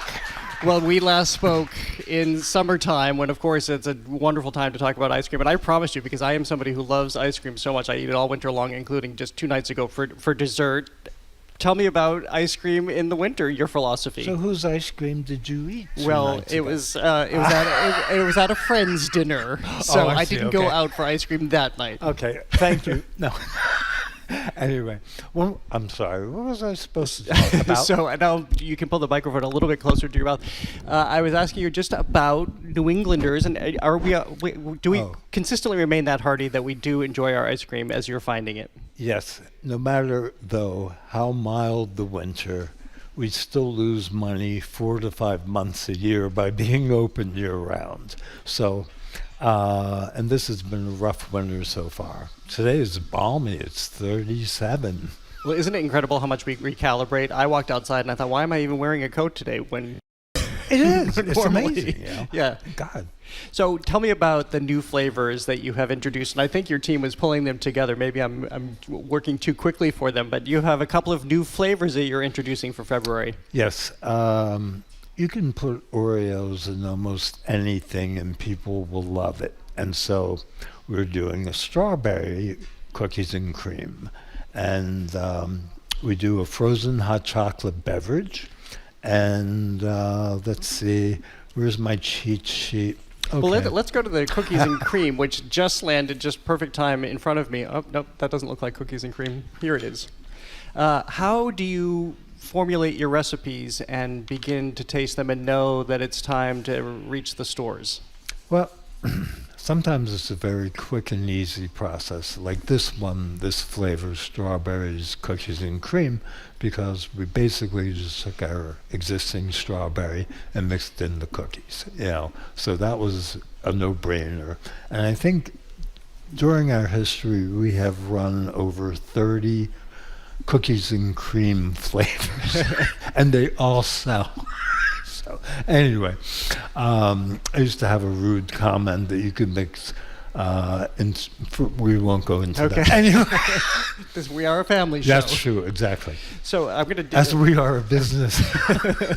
Now, tell me about your collaboration with the Girl Scouts and what all of the benefits that it comes in partnering with the Girl Scouts. We know it's interesting. Pretty much, our relationship is just the purchasing of the cookies from them. You know. We don't do any other further collaboration with them. February is also a big month for us because we do a sock drive for Rosie's Place, and they have to be clean, unworn socks yes. because we have had people bring in rather odoriferous socks. But anyway, so that's kind of how we keep busy in the winter, because we do have customers, but like I said, it's still the winter, no matter how mild, so. Well, you must have selected the Girl Scouts. Obviously, they're known for cookies and ice cream are a perfect pair in marriage, but what is it about the Girl Scouts to be, going back to how community-oriented you always have been with JP Licks, why you look to that partnership? It's funny, for the most part, I feel small businesses should take care of small community organizations. So oddly enough, the Girl Scouts are almost an exception in a way. But, there are local Girl Scout troops in every neighborhood we do business in. So we focus on that aspect of our local Girl Scout troops. So that helped me justify it. Plus, I've always been so partial to their mint chocolate cookies. Oh God, I eat a box at a time. So I'm a big supporter personally of the Girl Scouts, and now with the business, we're much bigger, of course, even my gluttonous side there. Well, I once joked with Marjorie Egan at this very table that the only things you'll find in my refrigerator or freezer are Thin Mints and vodka. not that they necessarily need to be paired together. Oh no! But what's the pairing you have for your ice cream with the Thin Mints? It's just basically a mild vanilla with a bit of mint extract in it, and that's our Thin Mint cookie ice cream. How many tasters do you have? Because of course we know that everyone's taste buds are different. So what might taste like the finished product to me could be very different to you. It's interesting. I think the tastings almost come down to me. I like other people's opinions, but I have the signature style. And I think in part it's due to the fact that I've been a lifelong cigarette smoker. So I need intense flavors to perceive them. And so that's kind of our style. From our first review, the female writer from the Northeastern student newspaper said, catch them before they go out of business, because they have absolutely no subtlety in their flavoring profile. It's like a sledgehammer on the palate. Thank you. And that was so perfect. She meant it derogatorily. But I said, yes, that's exactly what I try to do. You should be able to be blindfolded and tell what you're eating. And it's funny, half of Americans still, when blindfolded, cannot tell the difference between chocolate and vanilla ice cream. How is that possible? We eat so much with our eyes, and we don't focus on taste. So I think that explains it, but it was amazing to me. Yeah. That is absolutely fascinating. Well, let me move to another flavor you've just introduced, which is infused white chocolate chunk ice cream. I'm a big fan of white chocolate. We're leaving the debate about whether it's chocolate or not, because it's white chocolate aside, or maybe we should have that debate. Tell me about this flavor, which I'm going to taste right now. Well, I have to say, there's so many people have such a bad opinion of what they think is white chocolate, because often what passes for white chocolate is, instead of cocoa butter, it's made with vegetable shortening. And it's junk. It's basically Crisco sugar and that's it. Yeah. You know? And real white chocolate, though, is beautiful to me. And as my predecessor, speaking from Paris, the best white chocolate in the world that I feel is Parisian, you know. And so the flavor we have now is actually white coffee, which is an infused coffee, where we steep the beans, whole beans, for 6 hours, never boiled, and it releases all the flavor of the coffee beans, but none of the acidity. And so it's interesting because it's the only time I've ever tasted what coffee beans smell like. There's actually a world of difference between the smell and then the brewed coffee bean. And this flavor is an 1860 recipe that I stole from an ice cream recipe book in the university, actually Penn State University's library. And it was that flavor, white coffee, and cucumber. And it was a British woman who made ice cream machines in the 1860s, and it was her recipe book to her customers. And the cucumber is amazing. I don't know how she ever thought of it. Because it was 1 part cucumber to 3 parts ginger brandy. And I'm surprised they still make ginger brandy, because most people never had that even. Anyway, I digress. Sorry. Well, no, but how you just made me realize how far ice cream extends back into history? When do we have our first sense of it appearing? I should fake this because I should know this, but I believe it goes back to the Chinese about 2,500 years ago. Yeah. And also the Roman emperors would have runners from the Alps bring it to Rome, and they would make basically a sorbet and kind of like iced milk out of it. So it's got a long history. I'm speaking with Vince Petrick of JP Licks, founder and owner of JP Licks. We're talking about all the new ice cream flavors and coffee flavors you can taste right now, even now that we're in this balmy section of winter, a perfect time to go get ice cream. Coffee is a huge part of your business, which people may not understand. How did that come to be?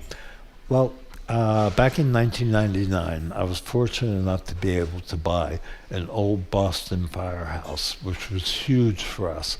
3,000 square feet on each floor, so it housed our offices, our production, and our flagship store in Jamaica Plain, hence the business name JP Licks.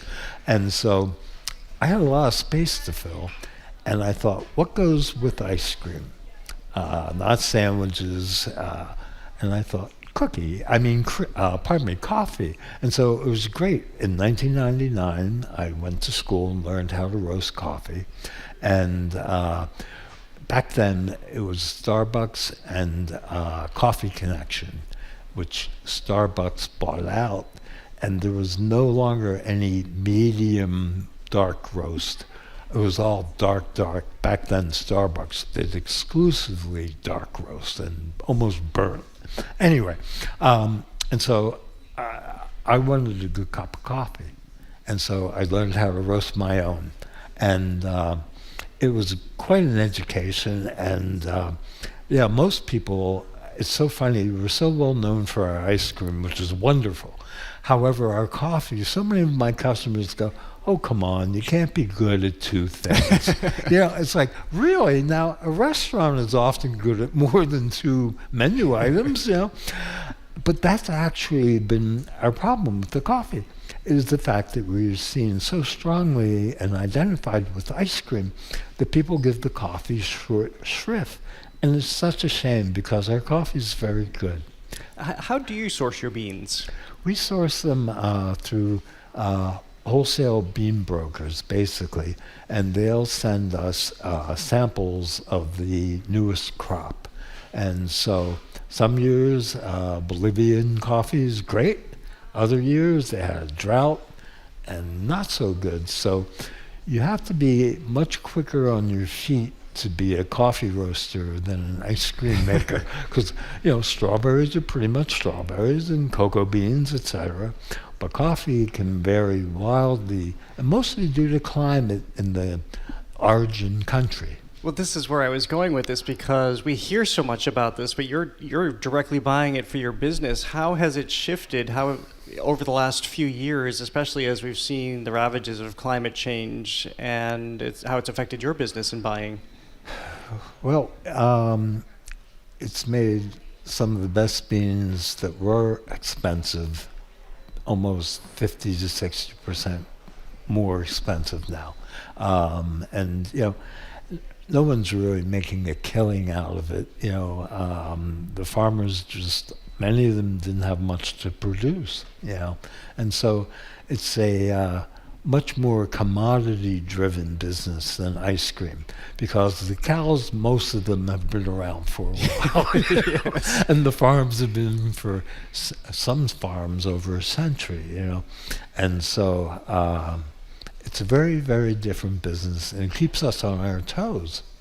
Well, to move from coffee to hot chocolate for a moment, of course, being JP Licks, you have frozen hot chocolate. What is frozen hot chocolate? It's basically our regular hot chocolate, frozen. We put it in a blender with ice, and it's basically like a chocolate smoothie. That sounds pretty good. And we base it on our regular hot chocolate has an interesting twist, which is usual cocoa, chocolate liquor, but the touch of cayenne pepper. So it's literally a hot chocolate. Sounds very good for Valentine's Day, a hot chocolate. I suppose it could be. Before we leave, I want to ask you, too, about a really fabulous project you have for artists, and having artists work on view in your many, many stores. What can people find when they walk into your stores? It's funny. Being a native of Jamaica Plain, my adult hometown since I was 24, when I moved to Boston,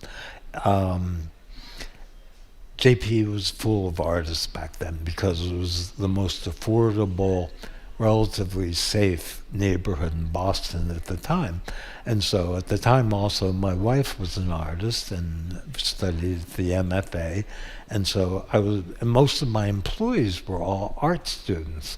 And they were the best kids I've ever hired because they were such hard workers back then, and they also had hard times finding jobs because of how they looked, which was a lot like how I looked, because I was always an outsider and somewhat of a freak.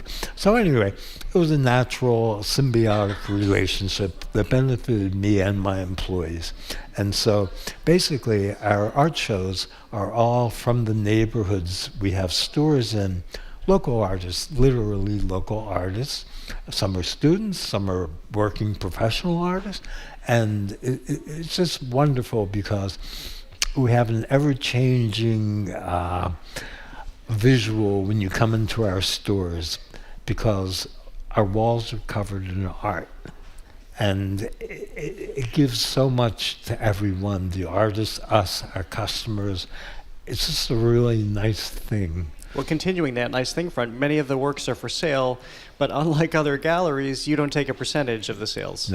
No. We don't need to. Ice cream is our business, and we're so fortunate to have an ever-changing decor thanks to artists. Well, Vince Petrick, it is always great to see you. Thank you for being here. Thank you for the delicious ice cream that you brought here today. And I feel like at my next dinner party, I'm going to do the blind taste test and see if people can tell the difference between vanilla and chocolate. That's fascinating. It is. It's unfortunate. Yeah, it's revelatory. Again, good to see you. Thank you. Vince Petrick is the founder and owner of JP Licks. To learn more about their menu, their artists and residence program, and locations, go to their website. That's jplicks.com. Well, coming up, Americans across the country are building replicas of Henry David Thoreau's Walden Cabin. What is the allure of a 10-foot by 15-foot house in these times? Mahesh Das joins us for that and more. Of course, he's the president of Boston Architectural College. He's next on The Culture Show. Stay with us.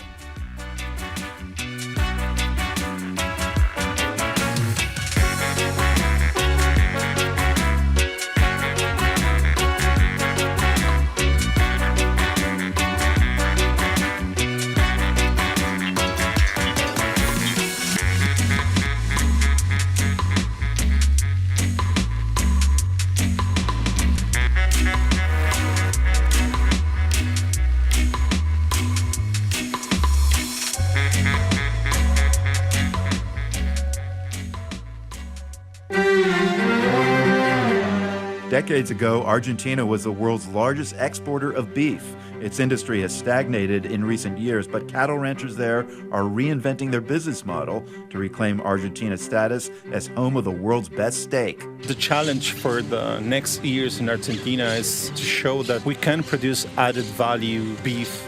Hear that story next time on The World. This afternoon at 3, here on GBH News 89.7.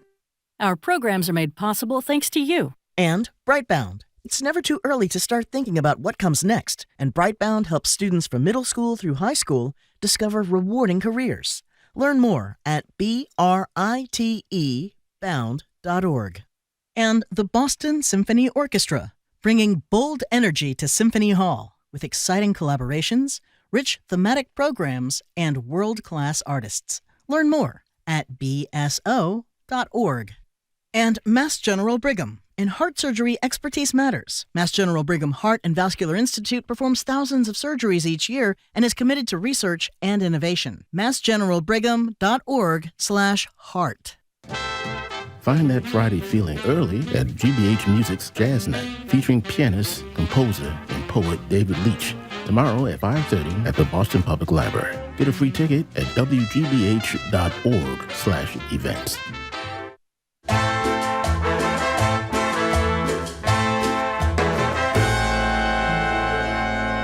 I'm Jared Bowen. This is The Culture Show, live on 89.7 from our studio at the Boston Public Library and streaming on the GBH News YouTube channel. It's time for a recurring feature, AI Actual Intelligence, where we tap into the most interesting thinkers in our region. Their insights and observations are totally original and algorithm-free. Joining us, as he does every month, is Mahesh Das, president of Boston Architectural College and the co-author of the graphic novella about artificial intelligence titled I, No Bot. This month, we're focusing on an interesting trend spreading across the country. Individuals and families building full-scale replicas of Henry David Thoreau's cabin at Walden Pond. Mahesh Das, welcome back. It's great to see you. Thank you, Jared. Good to be here. Well, this comes from a piece that we noticed recently in the New York Times that it's not just one or two people. There are a number of people across the country in this moment trying to recreate and are recreating to his cabin to varying levels of success. Some try to adhere exactly to his very simplistic nature. Others, it's a little bit more modern and collaborative. First of all, why do you think this is happening right now? Jared, I think first, for those who might not have read the story, there are many people around the country who are kind of recreating Thoreau's cabin. And the blueprints, actually, I happen to go by, shop at Walden Pond, and they're the ones who carry these blueprints. And they were sold out. Really? They were completely sold. They said we never really sell much of that, but suddenly they were sold out after the New York Times article on that. So we can expect more cabins to spring up in the coming days and months or years. So you were just at Walden Pond. We have a picture of you if you're watching on our GBH News YouTube channel.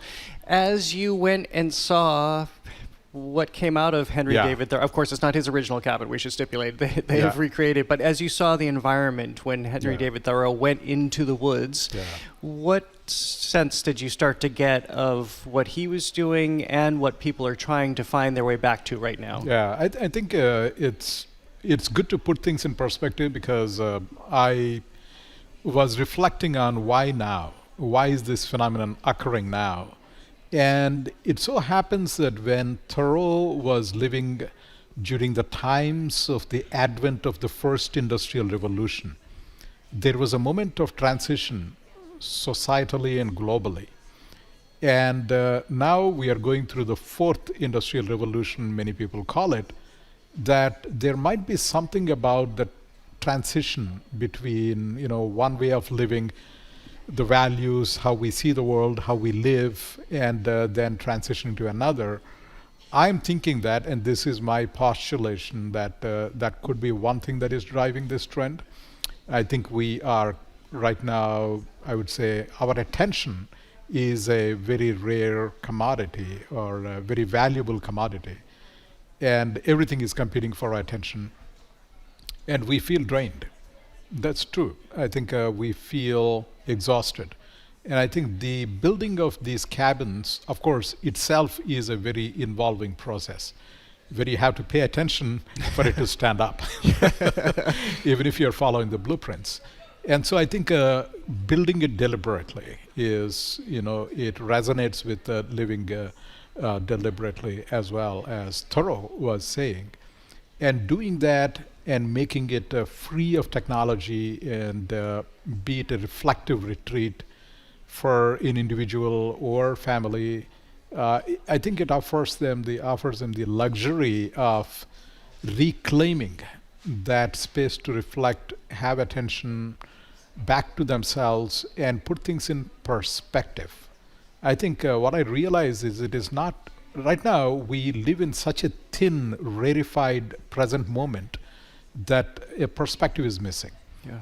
I think what Thoreau got when he tried this experiment for 2 years, 2 months, 2 days, was the ability to reflect and write, but still be engaged.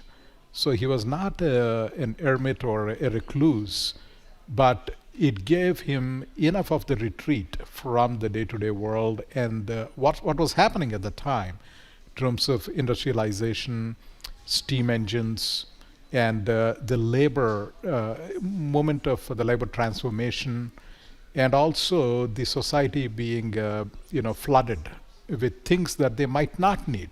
So as you look at the blueprints that people are now purchasing with abandon, what did you see about the architecture of his cabin and how that plays into everything you just talked about in terms of simplicity and stealing ourselves from an overly stimulating world and environment?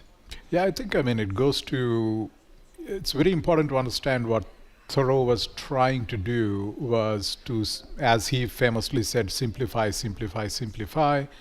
And what are the essentials of life, that if you strip everything out of it, what are the things that give you meaning in life? And that was really the essential question that he was posing. Architecturally, what it meant was one room and a little storage for the wood and a fireplace, and in the room, bare little minimum furniture, like 2 windows, and that was how minimal that was.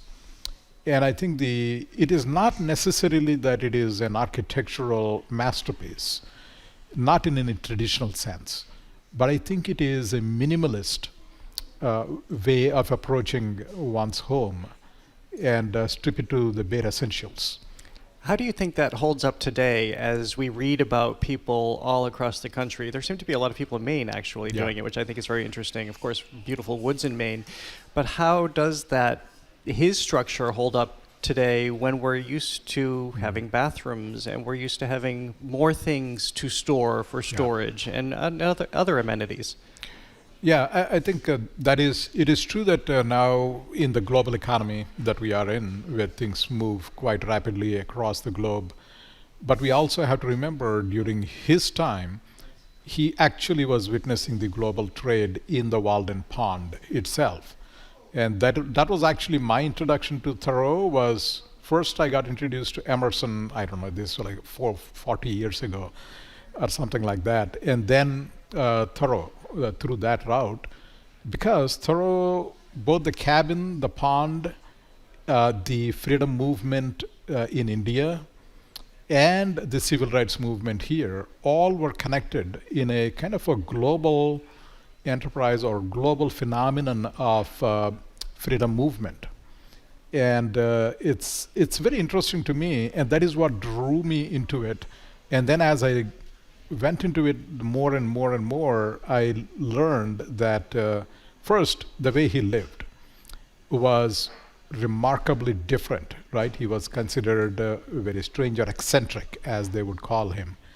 And yet, what he was doing nearly 200 years ago suddenly becomes more relevant now amid the plethora of things that we are surrounded by, the kind of advertising that goes on to reach us for selling a variety of things, goods, services, entertainment, and so on and so forth. So I think to me there is a parallel between the global trade that was occurring then, where the ice blocks from Walden Pond were being exported to places like Calcutta, India, and and elsewhere in the world. Which he acknowledged. He wrote about people internationally drinking at his well. At his well, and exactly. He wrote in the Walden book as well about witnessing it. So it was interesting that he was witnessing that globalization of certain commodities. And it's not just the ice that was being exported, but what he was writing would then be exported. I would say probably quite unintentionally. I don't think he intended for his essay on the civil disobedience to have such far-reaching impact, because he was always about individualism and Emerson's self-reliance, as well as the majority of one, as he would call it, right? It's about individual conscience and all that. But when exported, that gave rise to freedom movement in India, which was a movement that Mahatma Gandhi was able to take and turn that into inspiration for what he was doing there. Well, I'm wondering on a couple of different things. One, how it hit Gandhi, but also how it hit you 40 years ago, a much younger Mahesh, suddenly learning about this experiment in the woods of Concord, Massachusetts. Yeah, I think at that time I had an image that Walden was this kind of a exclusive, paradise, if you will, untouched and all that. It was not necessarily so. Because he was able to go home for dinner whenever he wanted. Yeah, in fact, the night he sat in the jail, he was actually going to get his shoes repaired in Concord. And that's when he was arrested and put in jail. Yeah. And so, in other words, he was connected still, but distanced enough as a retreat, which actually is far more interesting to me than it would have been where he was completely reclusive, disconnected from the world. So I think all the commentary he was able to provide in the nearly 3 million or more words that he has written he wrote during his lifetime is now available to us to say it's unfathomable. So what was it that Gandhi adopted, and what became his influence from those writings? I think the civil disobedience became the cornerstone of Gandhi's Satyagraha, the truth force, where he took that and said, civil, peaceful disobedience in the face of injustices and occupation, and being able to carry out entire masses of people with those principles was something that Gandhi acknowledged, because he read the civil disobedience when he was sitting in the jail in South Africa. And that's when these seeds were sown. And then he went to India and he really revolutionized an entire political movement, the freedom movement. But then it was transported again back to the US when Martin Luther King Jr. Was inspired by Gandhi. And so it came full circle back to where it started. So New England has, I don't know what is in the water of New England. There are revolutions being forged and fostered in this. Well, I think, first of all, if people are just tuning in, I'm speaking with Mahesh Das, president of Boston Architectural College. But I think it also says something about what's in the DNA of humanity, because not only is this coming full circle, but it's coming full circle through the ages, which I think is really fascinating. So you have centuries later, civilizations, communities still going back to these same thoughts, still trying to find themselves in these difficult times in similar ways. Absolutely. I think the cabin then becomes a symbol. So to me, cabin is not just necessarily a physical artifact of 10 by 15 feet, but rather it is an act, a deliberate act of recognizing what is valuable, what needs to be restored or revisited, and what is relevant for the times in order to find humanity again and find ourselves in that moment. I think in that sense it is both an affordance as a room, a one-room house, but also a symbol of something larger than just a house or making something. It's not just something in the backyard or something out in the woods, but it is far more global, but also far more individual to me. Going back to when it first hit you, I'm wondering, we have these impressions of India with its huge population, and for how I see it depicted on film, how accessible is that notion of being able to go somewhere quiet and retreat and build your own structure as he did? Yeah, I would say that notion was actually far more common in India, because in India there are 4 stages of life, and the 4th stage of life is in fact what Thoreau was doing, where you retreat in order to reflect on and be able to then go through a certain spiritual process of the kind of perspective you gain with age and all of that, and be able to live that phase of life. So in that sense, it is culturally, it still is culturally very relevant and is always talked about. And that is, I think, one reason why maybe Gandhi found it quite resonating with him, but also with the situation in India and the plight of the occupation by the British at that time for nearly 200 years. What was it like to be there that day? Especially, we always conjure these notions of summertime and the bathing that happens, the swimming that happens there. It's a very different place. And I've been out there in the dead of winter. And especially the way the wind whips off that pond, it can be very chilling and almost inhospitable. Yeah, for me, it was more a pilgrimage.